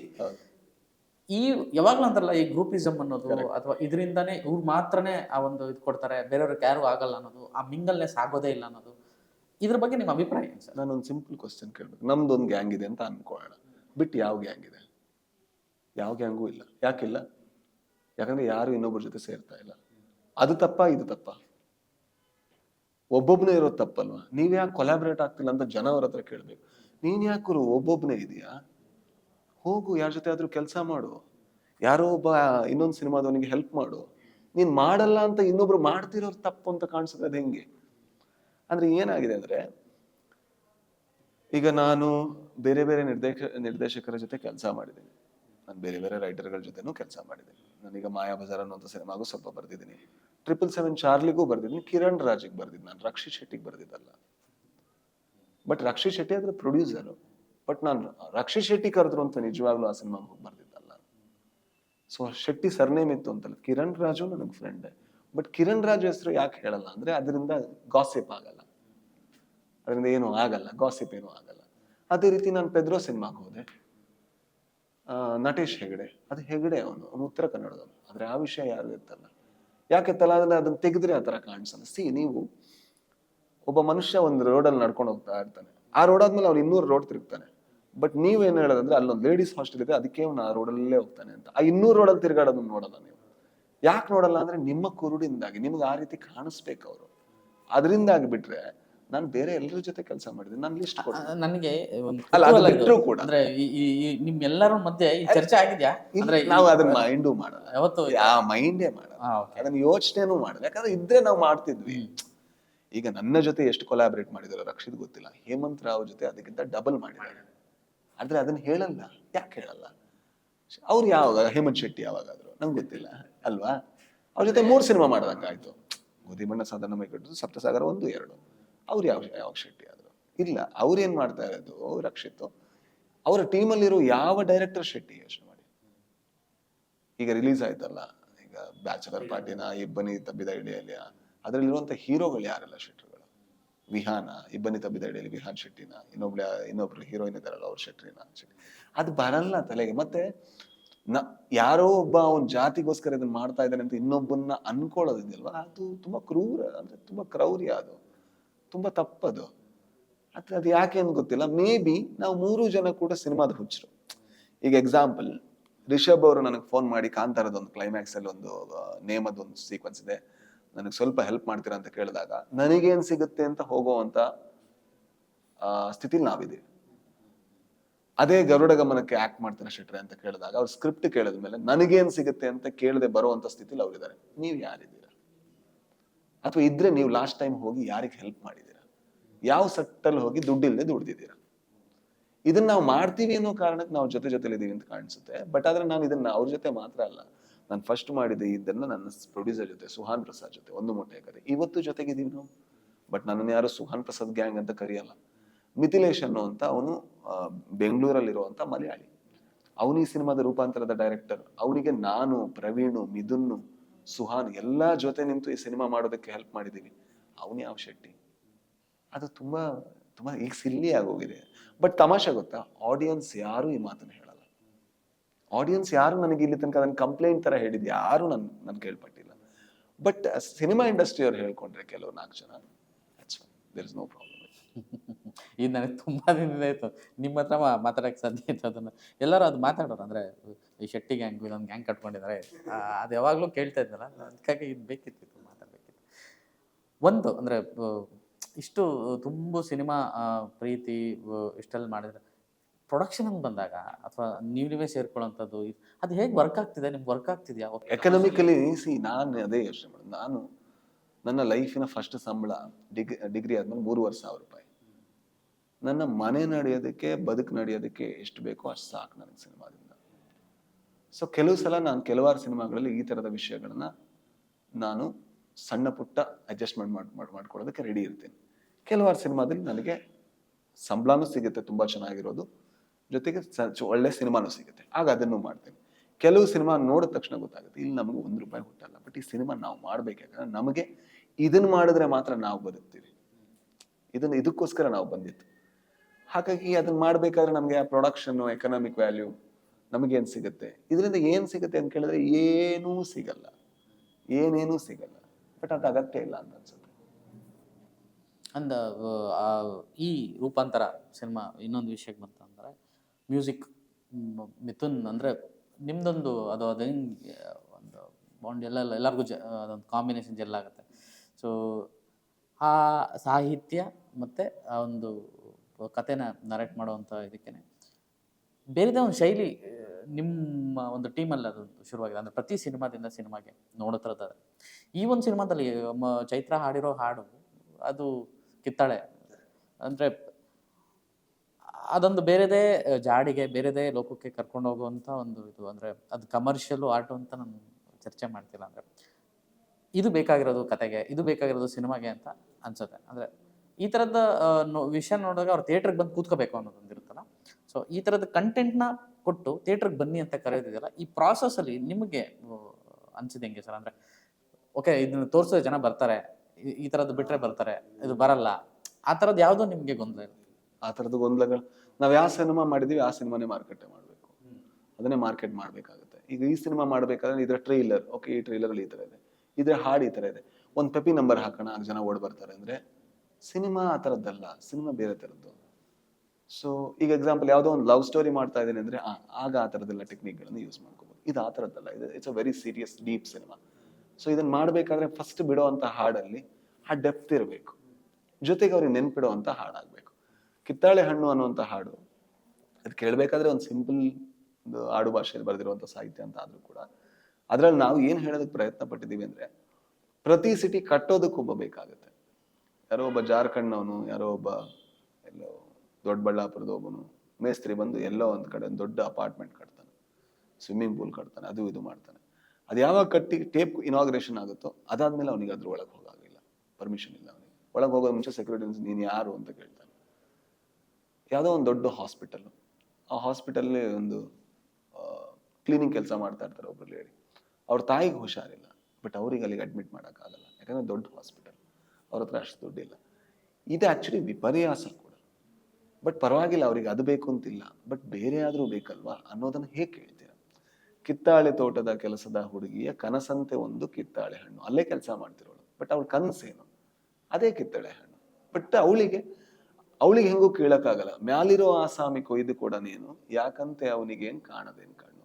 ಆ ಮ್ಯಾಲಿರೋ ಆಸಾಮಿ ನಾವಿರ್ಬೋದು, ಸಿಸ್ಟಮ್ ಇರ್ಬೋದು, ಅಥವಾ ದೇವರಿರ್ಬೋದು. ಅವಳಿಗೆ ಯಾಕೆ ಕೇಳಕ್ಕಾಗ್ತಿಲ್ಲ? ಹಣ್ಣು ಕೀಳೆಂದರೆ ಕೈಯಿಲ್ಲದ ಹುಡುಗಿ, ಮರ ಹತ್ತು ಹೋಗಂದ್ರೆ ಕಾಲಿಲ್ಲದ ಹುಡುಗಿ, ಆಮೇಲೆ ನಮ್ಮ ಹತ್ರ ಕೇಳ್ಕೊತಾಳ ಆ ಹುಡುಗಿ. ಅಂದ್ರೆ ಆ ಹುಡುಗಿ ಅಲ್ಲ, ಹಾಡು ಹೇಳ್ತಿರೋಳು. ಹುಳ ತಿಂದ ಹಣ್ಣಾದರೂ ಒಂದು ಕೊಡಿರೋ ಅಂತ. ನೀವು ಹೆಂಗೂ ಚೆನ್ನಾಗಿರೋದೆಲ್ಲ ನೀವೇ ತಿಂದಾಕ್ತಾ ಇದ್ದೀರಾ. ಹುಳ ತಿಂದ ಹಣ್ಣಾದರೂ ಅವ್ರು ಬದುಕ್ಬೇಕಲ್ವ, ಏನಾದ್ರೂ ಬೇಕಲ್ವಾ? ಹುಳ ತಿಂದ ಹಣ್ಣಾದರೂ ಒಂದು ಕೊಡಿರೋ, ಹುಳಿ ಹೆಚ್ಚು ಹಸಿಕಾಯಿ ಆದರೂ ಕೊಡಿರೋ. ಹುಳಿ ಹೆಚ್ಚಾಗಿರುವಂತ ಹಸಿಕಾಯಿ ನೀವ್ ಹೆಂಗೂ ತಿನ್ನಲ್ಲ, ಕೊಯ್ದಾಕಿದ್ದೀರಾ, ಅದನ್ನಾದ್ರೂ ಕೊಡಿರೋ, ಹಣ್ಣಾದ್ರೂ ಕೊಡಿರೋ, ಕಾಯಿ ಆದ್ರೂ ಕೊಡಿರೋ ಅಂತ. ಐ ಥಿಂಕ್ ಇದು ನಮ್ಮಲ್ಲಿ ಒಳಗೆ ಸೊಸೈಟಿ ನೋಡ್ಬೇಕಾದ್ರೆ ಒಂದು ಡೀಪ್ ನೋವು ಇರುತ್ತಲ್ವ. ಅಂದ್ರೆ ಯಾಕೆ ನಾವು ಈ ತರ ಟ್ರೀಟ್ ಮಾಡ್ತಾ ಇದೀವಿ, ಎಷ್ಟು ಒಂದು ಡಿಫರೆನ್ಸಸ್ಸು. ಎಲ್ಲೋ ಒಂದ್ ಕಡೆ ವಿಶ್ವದ ಶ್ರೇಷ್ಠ ಶ್ರೀಮಂತರು 5,000 ಕೋಟಿ ಹಾಕಿ ಮದುವೆ ಮಾಡ್ತಾ ಇರ್ತಾರೆ, ಎಲ್ಲೋ ಒಂದ್ ಕಡೆ ಊಟಕ್ಕಿಲ್ಲದೆ ಪರದಾಡ್ತಾ ಇರ್ತಾರೆ. ಸೊ ಬಟ್ ಅದನ್ನ ಕ್ಲೀನ್ ಮಾಡೋದಕ್ಕೆ ಬೇಕಾಗಿರೋರು ಅವರೇ, ಬಟ್ ಆ ಮದುವೆಗೆ ಎಂಟ್ರಿ ಇರಲ್ಲ. ದಟ್ ಈಸ್ ಸಚ್ ಅ ವಿಪರ್ಯಾಸ. ಆ ವಿಪರ್ಯಾಸನ ಹಾಡಲ್ಲಿ ಕೊಟ್ಟಿದ್ದು. ಅದನ್ನ ಯಾರು ರೆಕಗ್ನೈಸ್ ಮಾಡ್ತಾರೆ ಅವ್ರು ಬಂದಾಗ ಸಿನಿಮಾಗೆ ಶಕ್ತಿ ಸಿಗುತ್ತೆ. ಅದನ್ನ ಕೇಳಿದಾಗ ಅಂದ್ರೆ ನಂಗೆ ತುಂಬಾ ಹಾಂಟ್ ಮಾಡಿದ್ದು ಅದು ಹುಳ ತಿಂದ ಹಣ್ಣಾದ್ರೂ ಹುಳ ತಿನ್ನುವಂತ ಅರ್ಹತೆ ಇದೆ, ಬಟ್ ಅವನಿಗಿಲ್ಲ. ಅಂಡ್ ಆ ಹಾಡು ಯಾರಿಗೆ ತಟ್ಟುತ್ತೋ ಅವರು ನಮ್ಮ ಆಡಿಯನ್ಸ್. ಅವರು ಬಂದು ನೋಡಿದಾಗ ಆ ಸಿನಿಮಾ ಇನ್ನೂ ಜಾಸ್ತಿ ಧ್ವನಿಸುತ್ತೆ. ಅದರಿಂದಾಗಿ ಅವ್ರು ಹೊರಗಡೆ ಹೋಗಿ ಅವ್ರಿಗೆ ಇಷ್ಟ ಆಗುವಂತ ಸಿನಿಮಾ ಇಷ್ಟ ಆಗುವಂತ ಜನಗಳನ್ನ ಥಿಯೇಟರ್ ಕಳ್ಸಕ್ಕೆ ಇದನ್ನ ನಾವು ನಂಬೋರು. ಸೊ ಅದು ಹೆಲ್ಪ್ ಆಗುತ್ತಾ, ಆಗೇ ಆಗುತ್ತಾ ಗೊತ್ತಿಲ್ಲ, but this is the best safe bet ಅಂತ ನಾವು ಅನ್ಕೋತೀವಿ. ಇನ್ನೊಂದು ಭಾಷೆ ವಿಷಯಕ್ಕೆ, ಭಾಷೆ ಬಳಕೆ, ಈಗ ಆಗಲೇ ಟೈಟಲ್ ವಿಚಾರ ಮಾತಾಡಿದ್ವಿ. ಅಂದರೆ ಅಪ್ಪಟ ಕನ್ನಡದ ಪದಗಳನ್ನು ಬಳಸುವಂಥದ್ದು. ಈಗ ಬೇರೆ ಭಾಷೆ, ನಾನು ಪ್ರತಿ ಸಲ ಮಲಯಾಳಂ ತಗೋತೀನಿ ಅಥವಾ ತಮಿಳ್ ತಗೊಳ್ತೀನಿ ಅಂತಲ್ಲ, ಅಲ್ಲಿ ಅಲ್ಪಪ್ರಾಣ ಮಹಾಪ್ರಾಣಗಳು ಬೇರೆ, ನಮ್ಮದು ಬೇರೆ. ಇಲ್ಲಿನ ಒಂದು ಪದ ಅಲ್ಲಿ ಸೌಂಡ್ ಬೇರೆ ಇರ್ಬೋದು, ಅಲ್ಲಿನ ಪದ ಇಲ್ಲಿ ಸೌಂಡ್ ಬೇರೆ ಇರ್ಬೋದು. ಆದರೆ ಅಪ್ಪಟ ಆ ಭಾಷೆಯ ಪದನ ಇಟ್ಟಾಗ ಅದು ತಾಗೋ ರೀತಿನೇ ಬೇರೆ. ಸೊ ಈ ಒಂದು ವಿಚಾರಕ್ಕೆ ನಿಮ್ಮ ಕೆಲಸಗಳು, ನಿಮ್ಮ ಕಥೆಗಳು, ನಿಮ್ಮ ಸಿನಿಮಾಗಳಲ್ಲಿ ಇದು ನನಗೆ ಪ್ರಮುಖವಾಗಿ ಕಾಣುತ್ತೆ. ಸೊ ನೀವು ಅದನ್ನು ಹೇಗೆ ಪ್ರೆಸೆಂಟ್ ಮಾಡ್ತೀರಾ ಅಂತ, ರೂಪಾಂತರ ಅಂತ ಅವಾಗಲೇ ಹೇಳಬೇಕಾದ್ರೆ ಅದು ಎಷ್ಟು ಚೆನ್ನಾಗಿ ರೂಪಾಂತರ ಅಂದರೆ ಅದಕ್ಕೊಂದು ವಿಶ್ಲೇಷಣೆ ಅಥವಾ ವಿವರಣೆ ಕೊಟ್ಟರೆ. ಸೊ ಆ ರೀತಿಯಾಗಿ ಈಗ ನಾನು ಏನಕ್ಕೆ ಈ ವಿಷಯ ತೆಗೆದೆ ಅಂತಂದರೆ, ರಂಗಿತರಂಗ ಅಂತ ಒಂದು ಸಿನಿಮಾ ಬಂತು. ಆ ಸಿನಿಮಾ ಬಂದಾಗ ಯಾರೋ ಹಿಂಗೆ ಅಂದಿದ್ರು, ಏನ್ರಿ ಇದು ರಂಗಿತರಂಗ, ವಿಜ್ಞಾನದಲ್ಲಿ ಯಾವುದೋ ತರಂಗ ಅದು ಇದು ಅಂತಾರೆ ಅನ್ನೋ ಥರ ಇದೆ ಅಂತ. ಬಟ್ ಆ ರಂಗಿತರಂಗ ಅನ್ನೋ ಒಂದು ಕತೆ ಮತ್ತು ಆ ಒಂದು ಸ್ಕ್ರೀನ್ ಪ್ಲೇ, ಒಂದು ಕ್ರಾಫ್ಟು, ಆ ಟೈಟಲ್ನ ಎಲ್ಲೋ ಬೇರೆ ತಗೊಂಡು ಕರೆಕ್ಟ್. ಸೊ ಈ ರೀತಿಯಾದಂಥ ಒಂದು ಇತ್ತೀಚೆಗೆ ಬರುವಂಥ ಒಂದಷ್ಟು ಕತೆಗಳು ಅಥವಾ ಸಿನಿಮಾಗಳು ಆ ರೀತಿಯಾಗಿ ಬರ್ತಿದ್ದಾರೆ. ಅಂದರೆ ಈಗ ಅದು ಹೆಜ್ಜಾರು ಅಂತ ಬರ್ತಿದೆ ಒಂದು ಸಿನಿಮಾ. ಸೊ ಈ ಥರದನ್ನ ಡೆವಲಪ್ಮೆಂಟ್ಸ್ನ ಈ ಅಟ್ ಪ್ರೆಸೆಂಟ್ ನೀವು ಒಂದು ಇಷ್ಟು ವರ್ಷ ಆಯಿತು ಸಿನಿಮಾಗೆ ಬಂದು ಇಷ್ಟು ಸಿನಿಮಾಗಳನ್ನು ಮಾಡಿದ್ದೀರ, ಇವಾಗ ನಡೀತಾ ಇರೋಂಥ ಒಂದು ಸನ್ನಿವೇಶ ನೋಡಿದ್ರೆ ಇಂಡಸ್ಟ್ರಿ ಏನು ಅನಿಸುತ್ತೆ ನಿಮಗೆ? ಈ ಪ್ಯಾಟರ್ನ್ ಆಫ್ ಫಿಲ್ಮ್ಸ್ ಬರ್ತಿರೋವಂಥದ್ದು. ವಿ ಕ್ಯಾನ್ ಡೂ ಬೆಟರ್ ಅನ್ಸುತ್ತೆ ಆ್ಯಕ್ಚುಲಿ. ಅಂದ್ರೆ ನನ್ನನ್ನು ಸೇರಿಸಿ ಹೇಳ್ತಿರೋದು, we can do a lot better ಅಂತ.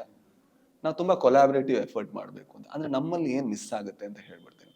ಯಾವುದೋ ಒಂದು ಶಾಕಾಹಾರಿ ಅನ್ನುವಂಥ ಒಂದು ಡೈರೆಕ್ಷನ್ ಬಂತು. ನಾನು ನಿಜವಾಗ್ಲೂ ಹೇಳ್ತೀನಿ, ನನಗೆ ಸಂದೀಪ್ ಜೊತೆ ನನಗೀಗ ಡೇಟ್ ಇದ್ದರೆ ಗ್ಯಾರಂಟಿ ಅವ್ರಿಗೆ ಫೋನ್ ಮಾಡಿ ಹೇಳ್ತಿದ್ದೆ ನಾವು ಸಿನಿಮಾ ಮಾಡೋಣ ಜೊತೆಗೆ ಅಂತ.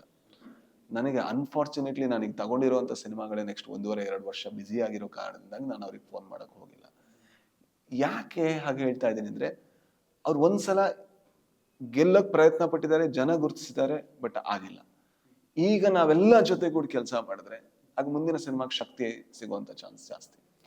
ಐ ಥಿಂಕ್ ನಾನು ಮಾಡಿಲ್ಲ ಅಂದ್ರೂ ಪರವಾಗಿಲ್ಲ, ಯಾರೋ ಒಬ್ಬ ನಟ ಫೋನ್ ಮಾಡಿ ಈ ಥರದ ನಿರ್ದೇಶಕರ ಜೊತೆ ಮಾತಾಡಬೇಕು, ಏನು ಮಾಡೋಣ ಹೇಳಿ, ನಿಮಗೇನು ಬೇಕು, ಓಕೆ ನನ್ನನ್ನು ಹಾಕ್ಕೊಂಡಿಲ್ಲ ಅಂದ್ರೂ ಪರವಾಗಿಲ್ಲ, ನನ್ನನ್ನು ಹಾಕ್ಕೋಬೇಡಿ ಪರವಾಗಿಲ್ಲ, ಬಟ್ ನಿಮಗೆ ಬೇರೆ ಯಾವ ಆ್ಯಕ್ಟರ್ಗಳ ಜೊತೆ ನಾನು ಡೇಟ್ ಮಾತಾಡಿಸ್ಬೇಕು, ನಿಮಗೇನಾದರೂ ಹೆಲ್ಪ್ ಬೇಕಾ, ಸಿನಿಮಾ ಮಾಡಿ ಅನ್ನೋ ಥರದ್ದೆಲ್ಲ ಮಾಡ್ತಾ ಹೋದರೆ ನಾವು ಆಗ ಆ ಕೊಲಾಬ್ರೇಟಿವ್ ಎಫರ್ಟಿಂದ ಸಿನಿಮಾ ಇನ್ನೂ ಬೆಟರ್ ಆಗುತ್ತೆ. ಈಗ ನೀವು ಯಾವುದೇ ಸಿನಿಮಾ ಹೇಳಿ, ಆವೇಶಂ ಅನ್ನುವಂಥ ಸಿನಿಮಾದಲ್ಲಿ ಅದು ಬರೀ ಫಹದ್ ಫಾಸಿಲ್ ಆ್ಯಕ್ಟ್ ಮಾಡಿದರೆ ಒಂದು ಲೆವೆಲ್ ಸಿನಿಮಾ ಆಗೋದು. ಅದರ ಡೈರೆಕ್ಟರ್ ರೋಮಾಂಚಮ್ ಅನ್ನುವಂಥ ಸಿನಿಮಾ ಮಾಡಿ ಬಂದವನು, ಅದರಿಂದಾಗಿ ಅವನ ಎಕ್ಸ್ಪೀರಿಯನ್ಸಿಂದಾಗಿ ಸಿನಿಮಾ ಇನ್ನೊಂದು ಲೆವೆಲ್ ಬೆಟರ್ ಆಗುತ್ತೆ. ಅದನ್ನು ಪ್ರೊಡಕ್ಷನ್ ಮಾಡಿದವರು ಟ್ರಾನ್ಸ್ ಮೂವಿ ಡೈರೆಕ್ಟರು ಅಥವಾ Ustad hotel director, Bangalore days producer, ಅವರ ಎಕ್ಸ್ಪೀರಿಯನ್ಸಿಂದಾಗಿ ಇನ್ನೊಂದು ಲೆವೆಲ್ ಬೆಟರ್ ಆಗುತ್ತೆ. ಶೈಜು ಖಾಲಿದ್ ಅನ್ನುವಂಥ ಫ್ಯಾಂಟಾಸ್ಟಿಕ್ ಸಿನಿಮಾಟೋಗ್ರಫರ್ ಇಂದಾಗಿ ಆವೇಶಂ ಇನ್ನೊಂದು ಸ್ಟೆಪ್ ಮೇಲೆ ಹೋಗುತ್ತೆ. ಸುಶೀನ್ ಶ್ಯಾಮ್ನ ಮ್ಯೂಸಿಕ್ ಇಂದಾಗಿ ಇನ್ನೊಂದು ಸ್ಟೆಪ್ ಮೇಲೆ ಹೋಗುತ್ತೆ. ಎಷ್ಟು ಕೊಲಾಬ್ರೇಷನ್ ಆಯ್ತು ನೋಡಿ. ಅದರಿಂದಾಗಿ ಅದು ಇಲ್ಲಿರ್ಬೇಕಾದ ಸಿನಿಮಾ ಇಲ್ಲಿಗೆ ಹೋಗುತ್ತೆ.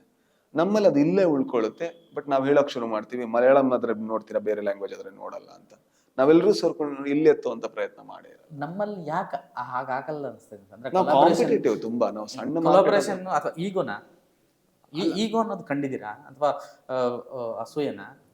ಅಲ್ಲ, ನಂಗೆ ಗೊತ್ತಿಲ್ಲ. ಅದಂದ್ರೆ ಅಷ್ಟು ಸಿಂಪಲ್ ಆಗಿ ನೋಡಿ, ಅಲ್ಲಿನ ಜನಗಳೆಲ್ಲ ಒಳ್ಳೆಯವರು, ಇಲ್ಲಿನ ಜನಗಳೆಲ್ಲ ಕೆಟ್ಟ. ಹಾಗಲ್ಲ ನಾ ಹೇಳ್ತಾ ಇರೋದು. ಅಂದ್ರೆ ಇಲ್ಲ, ನಾನು ಹೇಳಕ್ ಪ್ರಯತ್ನ ಪಡ್ತೀನಿ. ಒಂದು ಏನಾಗಿದೆ ಅಂತ ಹೇಳಿದ್ರೆ, ಅಲ್ಲಿ ರೈಟರ್ಗಳಿಗೆ ಎಕ್ಸಾಂಪಲ್ ರೂಪಾಂತರಕ್ಕೆ ನಾವು ಅದೇ ಹೆಚ್ಚು ಕಮ್ಮಿ ಅದೇ ಮಾಡಿದ್ವಿ. ಬಟ್ ಆದ್ರೆ ಅಷ್ಟು ದೊಡ್ಡ ಹೆಸರುಗಳಿಲ್ಲದೆ ಇರ್ಬೋದು. ಯಾರೋ ಒಬ್ಬ ಹೊಸ ಡೈರೆಕ್ಟರ್ ಬಂದಾಗ ಮಿಥುನ್ ಮ್ಯೂಸಿಕ್ ಮಾಡ್ದ, ಪ್ರವೀಣ್ ಸಿನಿಮಾಟೋಗ್ರಫಿ ಮಾಡಿದ್ರು, ಓಕೆ ನಾನ್ ಆಕ್ಟ್ ಮಾಡಿದೆ, ನಾನ್ ಬರ್ದೆ, ಇದ್ರಿಂದ ನಮ್ಗೆ ಏನ್ ಸಿಕ್ತು ಅಂತ ಕೇಳಿದ್ರೆ ಏನು ಸಿಕ್ಕಿಲ್ಲ. ಇದೇನಾ ಈ ಡೇಟನ್ನ ನಾವು ಬೇರೆ ಯಾವ್ದೋ ಸಿನಿಮಾ ಕೊಟ್ಟಿದ್ರೆ ನಾವು ಅಟ್ಲೀಸ್ಟ್ ಕೋಟಿಗಟ್ಟಲೆ ದುಡಿಬೋಯ್ತು. ಬಟ್ ಅದನ್ನ ನಾವು ಕಳ್ಕೊಳ್ಳೋದಕ್ಕೆ ರೆಡಿ ಇದ್ದಾಗ ಮಾತ್ರ ಕೊಲಾಬ್ರೇಷನ್ಗಳು ವರ್ಕ್ ಆಗುತ್ತೆ. ಅದರಿಂದ ನನಗೇನ್ ಲಾಭ ಅಂತ ಕೇಳಕ್ ಶುರು ಮಾಡ್ತೀವಲ್ವ, ನಿಮಗ್ ಲಾಭ ಇದೆ ಗುರು, ಸ್ವಲ್ಪ ತಾಳ್ಮೆಯಿಂದ ಇರು, ಒಂದ್ 4-5 ವರ್ಷ ಕೆಲಸ ಮಾಡು ಕಾನ್ಸ್ಟೆಂಟ್ ಆಗಿ, ಆಮೇಲೆ ಲಾಭ ಬರುತ್ತೆ. ನೀನ್ ಕೈ ಮುಟ್ದಾಗೆಲ್ಲ ದುಡ್ಡು ಬರ್ಬೇಕು, ಎಲ್ಲೋ ಹೋಗಿ ಒಂದು ಜ್ಯುವೆಲ್ರಿ ಅಂಗಡಿ ರಿಬ್ಬನ್ ಕಟ್ ಮಾಡ್ದಂಗಲ್ಲ ಸಿನಿಮಾ. ಹಾಗೆ ಮಾಡಿದ ತಕ್ಷಣ ದುಡ್ಡು ಕೊಡಲ್ಲ, ಸ್ವಲ್ಪ ಟೈಮ್ ತಗೊಳುತ್ತೆ. ಆ ಟೈಮ್ ತಗೊಳ್ಳೋ ಮುಂಚೆ ಒಂದು ವೇಳೆ ನಾನು ಹೇಳೋದು ಒಂದು ಲೈಕ್ ಇದು ಸೂಪರ್ ಹಿಟ್ ಆಯ್ತು ಅಂತ ಅನ್ಕೊಳ್ಳಿ, ರೂಪಾಂತರ ಗೊತ್ತಿಲ್ಲ, ನಾನು ಹೇಳೋದು ಫ್ಲೂಕಲ್ಲಿ ಏನೋ ಸೂಪರ್ ಹಿಟ್ ಆಯ್ತು, ಒಳ್ಳೆ ಸಿನಿಮಾ ಅಂತ ಇಡೀ ಕರ್ನಾಟಕ ಒಪ್ಕೊಳ್ತು ಅಂತ. ಅಟ್ಲೀಸ್ಟ್ ಒಬ್ಬ ನಿರ್ದೇಶಕ ಸಿಕ್ಕನ್ನ ಪರವಾಗಿಲ್ಲ, ಒಂದು ಲೆವೆಲ್ಗೆ ಚೆನ್ನಾಗಿದೆ ಅಂತ ಜನ ಹೇಳಕ್ ಶುರು ಮಾಡಿದ್ರು. ಒಬ್ಬ ನಿರ್ದೇಶಕ ಸಿಕ್ಕದ್ನ, ಅವನು ಧ್ವನಿಗೊಂದು ಬಲ ಬಂತ, ಅವ್ನು ಕೂತ್ಕೊಂಡು ಯಾವತ್ತಾದ್ರೂ ಬರೀಬೋದಾ, ಇನ್ನೊಂದು 6 ತಿಂಗಳು 8 ತಿಂಗಳಲ್ಲಿ ಇನ್ನೊಂದು ಸಿನಿಮಾ ಅವನಿಗೆ ಹತ್ರ ಬರ್ಬೋದಾ? ಇದೆಲ್ಲ ಸಾಧ್ಯ ಆಗುತ್ತೆ ನಾವು ಜೊತೆ ಆದಾಗ. ಒಂದ್ ವೇಳೆ ಯೋಚನೆ ಮಾಡಿ, ಈ ಸಿನಿಮಾದಲ್ಲಿ ನಾನು ಆಕ್ಟ್ ಮಾಡಿಲ್ಲ ಅಂತ, ಬೇರೆ ಯಾರೋ ಆಕ್ಟ್ ಮಾಡಿದ್ರು, ತುಂಬಾ ಒಳ್ಳೆ ಸಿನಿಮಾ, ಇದಕ್ಕೆ 10 ಜನ ಈಗ ನಾನು ಆಕ್ಟ್ ಮಾಡಿದ್ರೆ ಒಂದು 10 ಜನ ನೋಡ್ತಾ ಇದ್ರೆ ಆಗ ಒಂದು 8 ಜನ ನೋಡೋ ಸಾಧ್ಯತೆ ಇದೆ. ಸಿನಿಮಾ ಏನನ್ನೋ ಕಳ್ಕೊಂಡ್ಬಿಡುತ್ತೆ. ಸೊ ಅದಕ್ಕೆ ನಾವು ಕಳ್ಕೋಬೇಕು. ಈಗ ನನಗೇನು ತುಂಬಾ ಜನಕ್ಕೆ ಈ ಪ್ರಾಬ್ಲಮ್ ಇದೆ. ಅಂದ್ರೆ ಯಾರೋ ಅಂದ್ರೆ ಇಂಡಸ್ಟ್ರಿಯ ಗೊತ್ತಿರೋರೆ ಸೆಲೆಬ್ರೇಟ್ ಮಾಡಿದ್ರು, ಸ್ವಾತಿಗೆ ಥಿಯೇಟರ್ಗೆ ಜನ ಹೋಗಿಲ್ಲ ಅಂತ. I think why? ನನಗ್ ಗೊತ್ತು, ನನಗೆ ಒಂದು ಚೂರು ಬೇಜಾರಿಲ್ಲ ಸ್ವಾತಿಗೆ ಜನ ಬಂದಿಲ್ಲ ಅಂತ. ಯಾಕೆ ನಾನು ಎಕ್ಸ್ಪೆಕ್ಟೇ ಮಾಡಿಲ್ಲ, ನನಗೆ ಗೊತ್ತಿತ್ತು ಬರಕ್ ಸಾಧ್ಯನೇ ಇಲ್ಲ ಅಂತ. ಬಟ್ ಸ್ವಾತಿ ಕ್ರಿಯೇಟ್ ಮಾಡಿರೋ ಇಂಪ್ಯಾಕ್ಟ್ ನಾನು ಯಾವುದೇ ಸಿನಿಮಾ ಕ್ರಿಯೇಟ್ ಮಾಡಿಲ್ಲ. ಅದಕ್ಕೋಸ್ಕರ ನಾನು ಮಾಡಿದ್ದು. ಪ್ರತಿ ಸಿನಿಮಾದ ಗೆಲುವು ಬೇರೆ ತರ ಅಂತ ಹೇಳೋದು, ರೂಪಾಂತರದ ಗೆಲುವು ಬೇರೆ ತರ. ಅದರ ಸಕ್ಸಸ್ ಯಾವಾಗ ಇದು ಕಮರ್ಷಿಯಲಿ ಒಂದ್ ಸ್ವಲ್ಪ ಆದ್ರೂ ಮಾಡುತ್ತೋ, ಜನಗಳಿಗೆ ಈಸಿಲಿ ದಾಟುತ್ತೋ, ಆಗ ಈ ಸಿನಿಮಾ ಸಕ್ಸಸ್ ಅಂತ ನನಗೆ ಅನ್ಸುತ್ತೆ. ಈ ತರದೊಂದು ಪ್ಯಾಟರ್ನ್ ರುಚಿಸ್ಬೇಕಲ್ವಾ? ನಾವು 2-3 ತರ ಕೆಲಸ ಮಾಡ್ಬೋದು.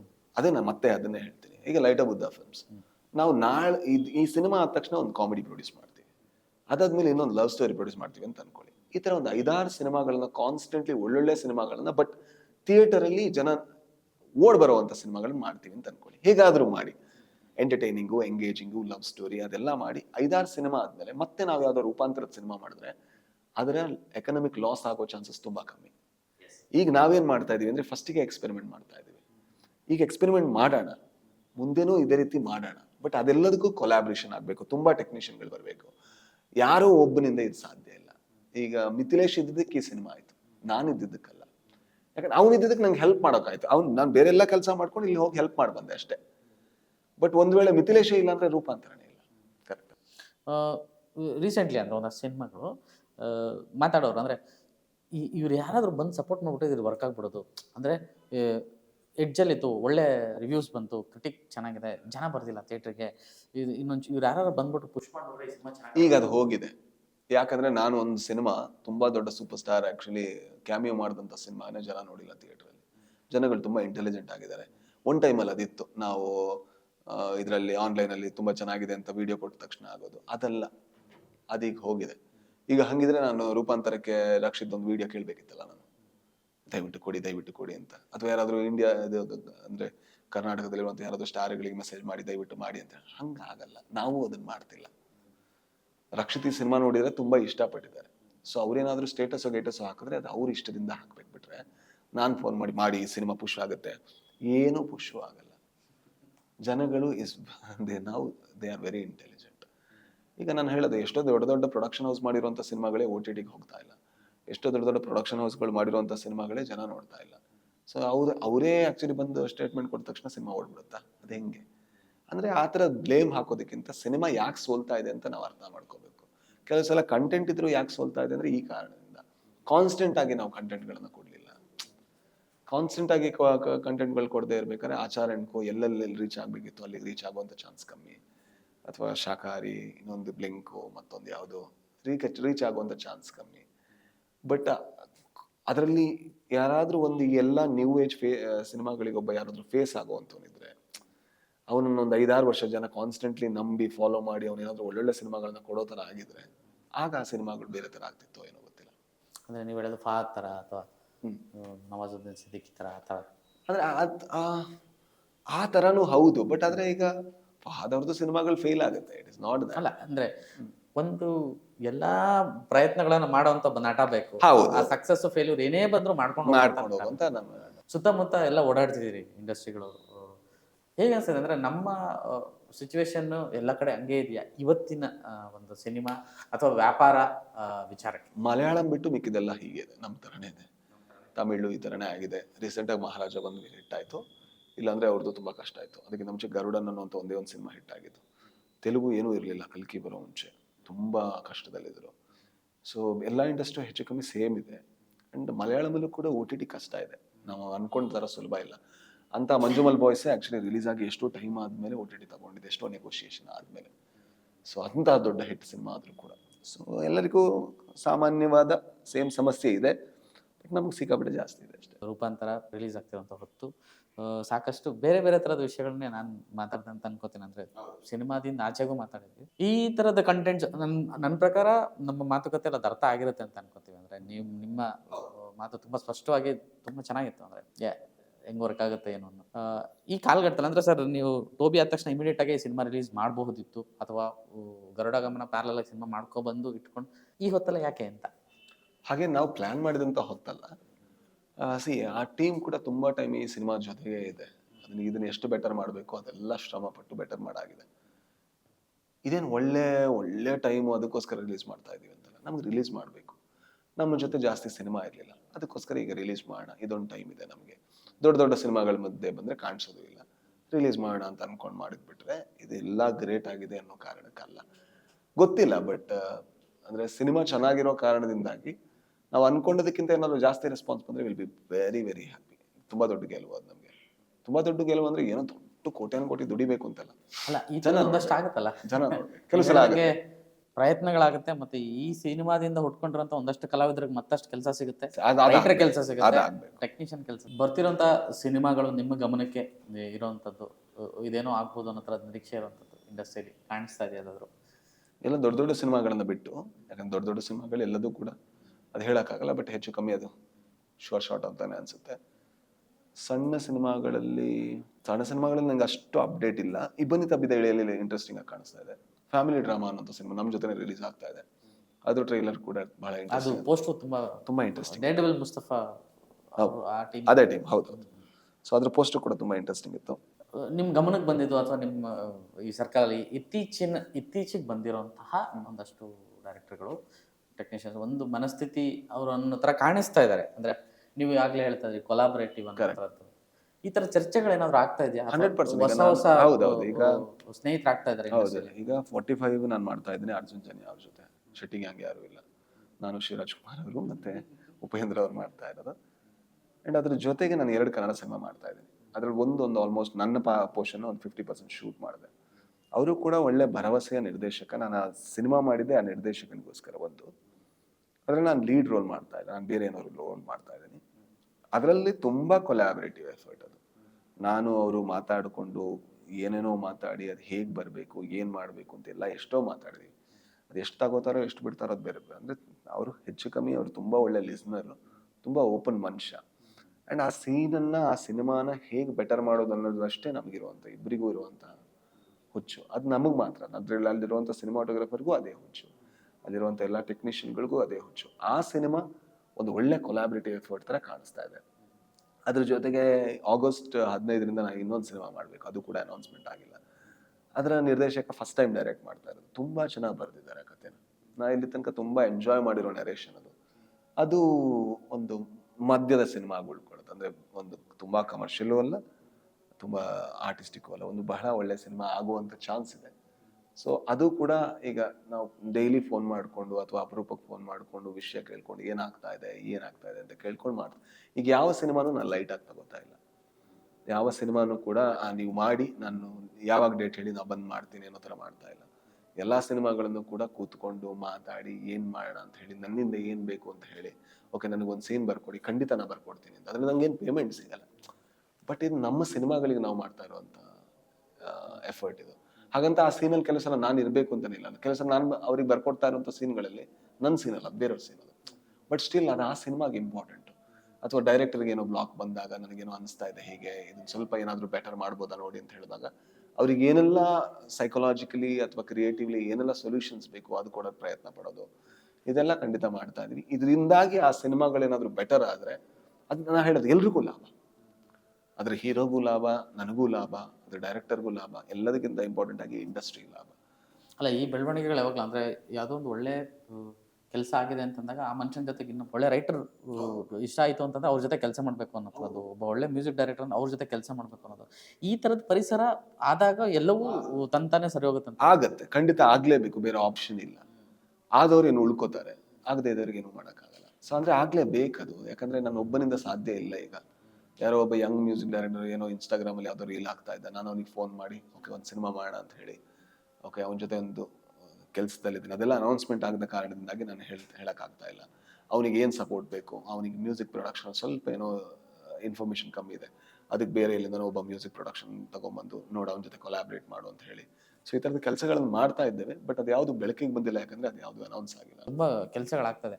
ನಾನೇನು ಹೇಳ್ತೀನಿ ಅಂದರೆ, ಯಾವಾಗಲೂ ಈಗ ನಾವು ಚರ್ಚೆ ಮಾಡ್ತಾ ಇದ್ದೀವಿ ಅಥವಾ ನಾವು ಇಲ್ಲಿ ಮಾತಾಡ್ತಾ ಇದ್ದೀವಿ ಅನ್ನೋ ಕಾರಣಕ್ಕಲ್ಲ, ಅಥವಾ ನಾವೇನೋ ದೊಡ್ಡದಾಗೇನೋ ಇದು ಮಾಡ್ಬಿಡ್ತೀವಿ. ಈ ಥರದ ಕೊಲಾಬರೇಟಿವ್ ವಿಚಾರಗಳಿಗೆ, ಚರ್ಚೆಗಳಿಗೆ ವೇದಿಕೆಗಳಾಗಬೇಕು, ಸೇರಬೇಕು ಅನ್ನೋ ಇದಕ್ಕೆ ಎಲ್ಲಿಂದ ಆರಂಭ ಆಗಬೇಕು, ಯಾರಿಂದ ಆರಂಭ ಆಗಬೇಕು? ಐ ಥಿಂಕ್ ನೀಡ್, ಅಗತ್ಯ ಬರಬೇಕು, ಆ್ಯಕ್ಟರ್ಗೂ ಅಗತ್ಯ ಬರಬೇಕು. ಎಲ್ಲ ಆ್ಯಕ್ಟರ್ಗಳು ದಯವಿಟ್ಟು ಸ್ಕ್ರಿಪ್ಟ್ ರೈಟಿಂಗ್, ಸ್ಕ್ರೀನ್ ರೈಟಿಂಗ್ ಬುಕ್ಗಳನ್ನು ಓದಬೇಕು ನೀವು. ಯಾಕಂದರೆ ನೀವು ಯಾವುದೋ ಒಂದು ಸ್ಕ್ರಿಪ್ಟನ್ನು ಸೆಲೆಕ್ಟ್ ಮಾಡ್ತಾ ಇರಬೇಕಾದ್ರೆ ಅದರಲ್ಲಿರುವಂಥ ಪ್ರಾಬ್ಲಮ್ಗಳನ್ನ ಕೆಲವು ಸಲ ನಮಗೆ ಅಡ್ರೆಸ್ ಬರೋಕ್ಕೆ ಬರಲ್ಲ. ಸರ್ ಇದು ಹೀಗಾದರೆ ಸರಿ, ನಾನು ನೋಡಿ ಇದೇನೋ ಸ್ವಲ್ಪ ಇಲ್ಲಿ ಪ್ರಾಬ್ಲಮ್ ಆಗಿದೆ. ನಾವು ತುಂಬ ಜನರಿಕ್ ವರ್ಡಲ್ಲಿ ಸ್ವಲ್ಪ ಲ್ಯಾಗು, ಸ್ವಲ್ಪ ಬೋರ್ ಹೊಡಿತು, ಏನೋ ಹೇಳ್ಬಿಡ್ತೀವಿ. ಅದು ಅವರಿಗೂ ಕಮ್ಯುನಿಕೇಟ್ ಆಗಲ್ಲ, ನಮಗೂ ಕಮ್ಯುನಿಕೇಟ್ ಆಗಲ್ಲ. ಓಕೆ ಯಾವುದು ಸಿನಿಮಾ ಸಿಗ್ತಾ ಇಲ್ಲ ಇದನ್ನೊಂದು ಒಪ್ಕೊಂಡ್ಬಿಡ್ತೀವಿ. ಬಟ್ ಪ್ರೊಡ್ಯೂಸರ್ ಏನಾಗಬೇಕು ಅಲ್ವಾ? ಪ್ರೊಡ್ಯೂಸರ್ ಉಳಿಬೇಕು. ನಾ ಎಲ್ಲ ಸಿನಿಮಾಗಳಲ್ಲಿ, ಈ ಎಲ್ಲ ಸಿನಿಮಾಗಳಲ್ಲಿ ಇರ್ಬೋದು, ನಾನು ಯೋಚನೆ ಮಾಡ್ತಾ ಇರೋದೇ ಪ್ರೊಡ್ಯೂಸರ್ ಉಳಿಬೇಕಾದ್ರೆ ನಾನು ಕೆಲಸ ಮಾಡಬೇಕು, ಅವ್ರ ಜೊತೆ ಕೆಲಸ ಮಾಡಬೇಕು. ನಾನು ಅವ್ರ ಅಗೇನ್ಸ್ಟ್ ಕೆಲಸ ಮಾಡ್ತಾ ಇಲ್ಲ, ನಾನು ಅವ್ರ ಜೊತೆ ಜಗಳದ ಪ್ರಶ್ನೆ ಮಾತಾಡ್ತಿಲ್ಲ. ಅವ್ರಿಗೇನೋ ನನ್ನಲ್ಲಿ ಏನೋ ಕಾಣಿಸ್ದಾಗ ಇದನ್ನೊಂದು ಸ್ವಲ್ಪ ಏನೋ ಮಾಡೋಣ ಅಂತ ಹೇಳಿದಾಗ ನಾನು ಏನು ಬೇಕು ಹೇಳಿ, ನನ್ನೊಂದು ಎಕ್ಸ್ಟ್ರಾ ಡೇ ಬೇಕು, ಪರವಾಗಿಲ್ಲ, ಬೆಳಿಗ್ಗೆ 6 ಗಂಟೆಗೆ ಬರಬೇಕು, ರಾತ್ರಿ 2 ಗಂಟೆ ತನಕ ತೊಂದರೆ ಇಲ್ಲ. It is because we need to work right ನಾವು ಲೈಕ್ ದ್ಯಾಟ್. ಇಲ್ಲ ನಾನು ಹೇಳದೆ 9 ಗಂಟೆಗೆ, ಹೇಳದೆ 11 ಗಂಟೆಗೆ ಮನೇಲಿ ಮಲ್ಕೊ, ಯಾರು ಕರೆದಿಲ್ಲ ನಿನ್ನ ಇಂಡಸ್ಟ್ರಿಗೆ. ಯಾಕಂದ್ರೆ ನಾವು ಒಂದು ಭಾಷೆ, ಒಂದು ಸಿನಿಮಾನ ಕೆಲಸ ಮಾಡ್ತಾ ಇರಬೇಕಾದ್ರೆ ಅಟ್ಲೀಸ್ಟ್ ಅಂದ್ರೆ ನನ್ನ ಇದರಲ್ಲಿ ಇರೋರು, ಅಂದ್ರೆ ನಾವೇನು ಸ್ಟಾರ್ಗಳಲ್ಲ, ನಾವು ಬರೀ ನಟರಷ್ಟೇ. ಸ್ಟಾರ್ಗಳ ಪರವಾಗಿಲ್ಲ, ಅವ್ರಿಗೆ ಏನು ಬೇಕೋ ಅವ್ರು ಡಿಸೈಡ್ ಮಾಡಲಿ, ಯಾಕಂದ್ರೆ ಅವರ ಪ್ರೊಡ್ಯೂಸರ್ ಗಟ್ಟಿಯಾಗಿರ್ತಾರೆ, ಅವ್ರದ್ದೇ ಆದ ಒಂದು ವರ್ಕಿಂಗ್ ಸಿಸ್ಟಮ್ ಇರುತ್ತೆ, ಅದರಲ್ಲಿ ಏನು ತೊಂದರೆ ಇಲ್ಲ. ಬಟ್ ಅದನ್ನ ಬಿಟ್ಟು ಮಿಕ್ಕವರು ಕೂಡ ನಾವೆಲ್ಲ ಹೀಗೆ ಮಾಡೋಕೆ ಶುರು ಮಾಡಿದಾಗ ನಾವು ಅರ್ಥ ಮಾಡ್ಕೋಬೇಕು. ಅಂದ್ರೆ ಒಂದ್ ದಿವಸಕ್ಕೆ 4 ಲಕ್ಷ ಏನಾದ್ರು ಸೆಟ್ ಅಲ್ಲಿ ಹೋಗ್ತಾ ಇದ್ರೆ 8 ಗಂಟೆ ವರ್ಕಿಂಗ್ ಅವರ್ ಸಿಗುತ್ತೆ. ಅಂದ್ರೆ ಒಂದು ಗಂಟೆಗೆ ಆಲ್ಮೋಸ್ಟ್ 50,000 ಹೋಯ್ತು. ನೀನು 1 ಗಂಟೆ ಲೇಟ್ ಹೋಗ್ತಾ ಇದ್ದೆ ಅಂದ್ರೆ 50,000 ನೀನ್ ಜೋಬಿಂದ ಕೊಡ್ತಾ ಇದೆಯಾ? ಇಲ್ಲ. ಹಾಗಾದ್ರೆ ಒಬ್ಬನ 50,000 ರೂಪಾಯಿ ಕಳೆಯುವಂತ ರೈಟ್ ನಿನಗೆ ಎಲ್ಲಿದೆ, ಹೇಗಿದೆ? ಸೊ ಅದೆಲ್ಲ ಕೇಳ್ಕೊಂಡು ನಾವು ಕೆಲಸ ಮಾಡಿದಾಗ I think the work will be much more intense. ಕೆಲಸ ಮಾಡೋದಕ್ಕೆ ಬಂದಿದ್ದು ಮಾಡೋಣ ಕೆಲಸ. ಈ ವಿಚಾರಕ್ಕೆ ಪ್ರೊಡಕ್ಷನ್ಗೂ ಅದು ಮ್ಯಾಟ್ರ್ ಆಗುತ್ತೆ. ಅಂದರೆ 10 ಕೋಟಿ ರೂಪಾಯಿ ಸಿನಿಮಾ, ಇಲ್ಲಿ ನಾವು 3 ಕೋಟಿ ಅಂತ ಹೇಳ್ತೀವಿ ಅಂತ. ಸೊ ಅದಕ್ಕೆ ಅದಂಗೆ ಕಾಣುತ್ತೆ, ಅದಂಗೆ ಆಗುತ್ತೆ. ಇಲ್ಲಿ ಆ ಕೆಲಸನೂ ಹಂಗೆ ಇರುತ್ತೆ. ಅಲ್ಲಿ ಪ್ರೊವಿಷನ್ ಇದೆ, ಮಾರ್ಕೆಟ್ ದೊಡ್ಡದಿದೆ. ನಮ್ಮಲ್ಲಿ ನಮ್ಮ ಸುತ್ತಮುತ್ತನೇ ರಿಲೀಸ್ ಅಂತ ಒಂದು ದೊಡ್ಡ ಸಿನಿಮಾದ ಫಸ್ಟ್ ಡೇ ಕಲೆಕ್ಷನ್ 1.75 ಕರ್ನಾಟಕದಲ್ಲಿ ಹೌಸ್ಫುಲ್ ಓಡಿ. ಕೇರಳ ಸಣ್ಣ ಸ್ಟೇಟು, ಅಂಡ್ ಟೋಟಲ್ ಆ ಸಿನಿಮಾದ್ದು ನಮ್ಮ ಕನ್ನಡ ಸಿನಿಮಾದ ಹೇಳಿದ್ದು 2 ಆಗ್ಬೋದು. It was a very hyped total, ಎಲ್ಲ ಇಂಡಿಯಾ ಅದು ಇದೆಲ್ಲ ಸೇರಿ. ಕೇರಳದಲ್ಲಿ ನಾನು ಆಕ್ಟ್ ಮಾಡಿದಂಥ ಟರ್ಬೋದ ಫಸ್ಟ್ ದಿನದ ಕಲೆಕ್ಷನ್ ನಮ್ಮಷ್ಟು ಥಿಯೇಟರ್ ಇಲ್ಲ, ಅವ್ರ ಹತ್ರ 6 ಕೋಟಿ. ಹಾಗಾದ್ರೆ ಅದನ್ನ ಬಿಟ್ಟು ಹೊರಗಡೆ ಎಷ್ಟಾಗಿರ್ಬೋದು ನಿಮ್ಮ ಲೆಕ್ಕದಲ್ಲಿ? ನಮ್ಮದು 1.75 ಕರ್ನಾಟಕದಲ್ಲಾದ್ರೆ ಹೊರಗಡೆ 25 ಬಂದ್ರೆ ತುಂಬಾ ದೊಡ್ಡದು. ಈ ಲೆಕ್ಕದಲ್ಲಿ ಅವ್ರದ್ದು ಫಸ್ಟ್ ಡೇ 6 ಆದ್ರೆ ಹೊರಗಡೆ ಎಷ್ಟಾಗಿರ್ಬೋದು? 4-5 11 ಕೋಟಿ ಹೊರಗಡೆ. ಬರೀ ಹೊರಗಡೆ ಬರೀ GCC ಕಂಟ್ರಿಲೇ 11 ಕೋಟಿ, 17 ಕೋಟಿ. ಅವ್ರ ಮಾರ್ಕೆಟ್ ಅನ್ನ ಅಷ್ಟು ಸ್ಟ್ರಾಂಗ್ ಆಗಿ ಹೋಲ್ಡ್ ಮಾಡಿದ್ದಾರೆ, ಅಷ್ಟು ಸ್ಟ್ರಾಂಗ್ ಆಗಿ ಪುಷ್ ಮಾಡಿದ್ದಾರೆ. ಅವರೆಲ್ಲ ತಗೊಂಡೋಗಿ ರಿಲೀಸ್ ಮಾಡೋದು ಅಲ್ಲಿ ಯಾಕೆ ಅಂದ್ರೆ ಇಲ್ಲಿ 6 ಕೋಟಿ ಆದ್ರೆ ಅಲ್ಲಿ 11 ಕೋಟಿ ಆಗುತ್ತೆ. ಆ ಕಾರಣದಿಂದಾಗಿ ಅವ್ರು ಅಷ್ಟು ಮಾರ್ಕೆಟ್ ತುಂಬಾ ವರ್ಷಗಳಿಂದ ಬಿಲ್ಡ್ ಮಾಡಿದ್ದಾರೆ. ನಾವು ಈಗ ಸ್ಟಾರ್ಟ್ ಮಾಡ್ತಾ ಇದ್ದೀವಿ. ಸೊ ಸ್ಟಾರ್ಟ್ ಮಾಡ್ಬೇಕಾದ್ರೆ ತುಂಬಾ ಶ್ರದ್ಧೆ ಇರ್ಬೇಕಲ್ವಾ. ಅಂದ್ರೆ ನಾವು ಹೊರಗಡೆನೂ ಮಾಡ್ಬೇಕು, ಮತ್ತೊಂದ್ ಕಡೆ ಮಾಡ್ಬೇಕು, ಇನ್ನೊಂದ್ ಕಡೆ ಮಾಡ್ಬೇಕು, ಬಿಲ್ಡ್ ಮಾಡ್ಬೇಕು. ಅದೆಲ್ಲದೂ ಮಾಡ್ಬೇಕಾದ್ರೆ ನಾವು ಸ್ವಲ್ಪ ಜಾಸ್ತಿ ಕೆಲಸ ಮಾಡ್ಬೇಕು. ಸೊ ಓವರಾಲ್ ಇಂಡಸ್ಟ್ರಿಯಲ್ಲಿ ಆ ಕೊಲಾಬ್ರೇಷನ್ ಆಗಬೇಕು, ಕ್ವಾಲಿಟಿಗೆ ಗಮನ ಕೊಡಬೇಕು, ಮಾರ್ಕೆಟಿಂಗ್ ಅದು ಅದರ ಕಡೆ ಗಮನ ಕೊಡಬೇಕು ಇವತ್ತಿನ ಒಂದು ಸ್ಥಿತಿಲಿ. ತುಂಬ ಖುಷಿ ಆಯಿತು. ತುಂಬ ಒಳ್ಳೊಳ್ಳೆ ವಿಷಯಗಳನ್ನು ನಿಮ್ಮ ಜೊತೆಗೆ ಮಾತಾಡೋಂಥ ಒಂದು ಸಮಯ ಸಿಕ್ತು. Thank you so much. ರೂಪಾಂತರ, ನಿಮ್ಮ ಒಂದು ನಿರೀಕ್ಷೆ ಏನಿದೆ ಅಥವಾ ನಿಮ್ಮ ಭರವಸೆ ಏನಿದೆ ಸಿನಿಮಾ ಮೇಲೆ, ಅದಾಗುವಂತಹ ಭರವಸೆ ನಮ್ಮೊಳಗೂ ಹುಟ್ಕೊಂಡಿದೆ. ಕಂಟೆಂಟ್ ನೋಡಿದ್ಮೇಲೆ ಆಗುತ್ತೆ, ತುಂಬ ಚೆನ್ನಾಗಿ ಆಗಬಹುದು. ಇಲ್ಲ, ನಾನು ಆಗಲೇ ಹೇಳಿದೆ, ನನ್ಗೆ ಈ ಥರದ ಅನುಭವಗಳು ತುಂಬ ಆಗಿದೆ. ನಿಮ್ಮ ಒಂದು ಮೊಟ್ಟೆ ಕಥೆನೂ ಸೇರಿಸಿ ಅದರ ಹಿಂದೆ ರಂಗಿತರಂಗ ಆಗಿರ್ಬೋದು, ಲೂಸಿಯಾ ಅಥವಾ ಇನ್ನೊಂದು ಯೂಟರ್ನ್ ಅಂತ, ಈ ಥರದ್ದು ನನ್ನ ಕೆರಿಯರಲ್ಲಿ ನಾನು ಆರಂಭದಲ್ಲಿ ನನ್ನ ಕಂಟೆಂಟ್ ನೋಡಿ ಬಂದು ಪ್ರಮೋಟ್ ಮಾಡಿದಾಗ ನನಗೆ ಸುಮಾರು ವಿಷಯಗಳು ಈ ಥರದ್ದಾಗಿದೆ. ಇದು ವರ್ಕ್ ಆಗಲ್ಲಮ್ಮ, ಇದೆಲ್ಲ ಏನು ಟೈಟ್ಲ್ ಇದು, ಇದೇನು ಪಿಕ್ಚರ ಇದು, ಇದೇನು ಟೀಸರ ಇದು, ಇವೆಲ್ಲ ಆಗಿದೆ. ಬಟ್ ಆ ಕಂಟೆಂಟಲ್ಲಿ ನಮಗೊಂದು ಅನಿಸುತ್ತಲ್ಲ, ಒಳ ಮನಸ್ಸು ಒಂದು ಹೇಳುತ್ತಲ್ಲ ಇದೇನು ವರ್ಕ್ ಆಗುತ್ತೆ ಅಂತ. ಸೊ ಆ ಥರದೊಂದು ಈ ಸಿನಿಮಾ ಮೇಲೂ ಅನ್ನಿಸ್ತಾ ಇದೆ. ಸೊ ಆಗಲಿ ಸರ್, ಒಳ್ಳೆಯದಾಗಲಿ. ಥ್ಯಾಂಕ್ ಯು ಸೋ ಮಚ್ ನಮ್ಮ ಜೊತೆ ಇಷ್ಟೊತ್ತು ಟೈಮ್ ಕೊಟ್ಟಿದ್ದಕ್ಕೆ. ಒಳ್ಳೆಯದಾಗಲಿ, ನಮಸ್ಕಾರ. ಇದಿಷ್ಟು ರಾಜ್ ಬಿ ಶೆಟ್ಟಿ ಅವರ, ನಾನು ಆಗಲೇ ಹೇಳಿದೆ ತುಂಬ ಉತ್ಸುಕನಾಗಿ ಅವ್ರ ಜೊತೆಗೆ ಮಾತುಕತೆ ಕೂತಿದ್ದೀನಿ ಅಂತ. ಗೊತ್ತಿಲ್ಲ, ಸಾಕಷ್ಟು ವಿಷಯಗಳು ಸಿನಿಮಾ ಇಂಡಸ್ಟ್ರಿ ಅಥವಾ ಅವ್ರ ವೈಯಕ್ತಿಕ ಸಿನಿಮಾ ವಿಚಾರಕ್ಕೆ. ಸೊ ತುಂಬ ಮಾತುಕತೆ ಮಾಡಿದ್ವಿ. ನಿಮ್ಗೆ ಅದು ಇಷ್ಟ ಆಗುತ್ತೆ ಅಂತ ನಾನು ಭಾವಿಸ್ತೀನಿ. ಇದೇ ಜುಲೈ 26ಕ್ಕೆ ರೂಪಾಂತರ ರಾಜ್ಯದಾದ್ಯಂತ ರಿಲೀಸ್ ಆಗ್ತಿದೆ. ತುಂಬ ಪರಿಶುದ್ಧ ಸಿನಿಮಾ ಪ್ರೀತಿಯಲ್ಲಿ ಮಾಡಿರುವಂಥ ಒಂದು ಪ್ಯೂರ್ ಕಂಟೆಂಟ್, ತುಂಬ ಇಂಟ್ರೆಸ್ಟಿಂಗ್ ಆಗಿದೆ. ಇದು ಕಮರ್ಷಿಯಲ್ಲು ಆರ್ಟ್ ಅಂತ ಆಗಲೇ ಹೇಳ್ದಂಗೆ ಸಿನಿಮಾ ಪ್ರೀತಿಯಿಂದ ನೋಡೋವಂಥ ಸಿನಿಮಾ, ಎಂಜಾಯ್ ಮಾಡೋವಂಥ ಸಿನಿಮಾ, ಆತ್ಮತೃಪ್ತಿಗೋಸ್ಕರ ಮಾಡಿರೋಂಥ ಸಿನಿಮಾ ಅಂತ ಹೇಳಿದ್ದಾರೆ. ಅದಾಗುತ್ತೆ ಅನ್ನೋ ಒಂದು ನಿರೀಕ್ಷೆ ಈ ಕಂಟೆಂಟ್ ನೋಡಿದಾಗ, ಜೊತೆ ಮಾತುಕತೆ ಆದಾಗ. ಎಲ್ಲರೂ ಥಿಯೇಟ್ರಿಗೆ ಹೋಗಿ ಸಿನಿಮಾ ನೋಡಿ. ನಮಸ್ಕಾರ.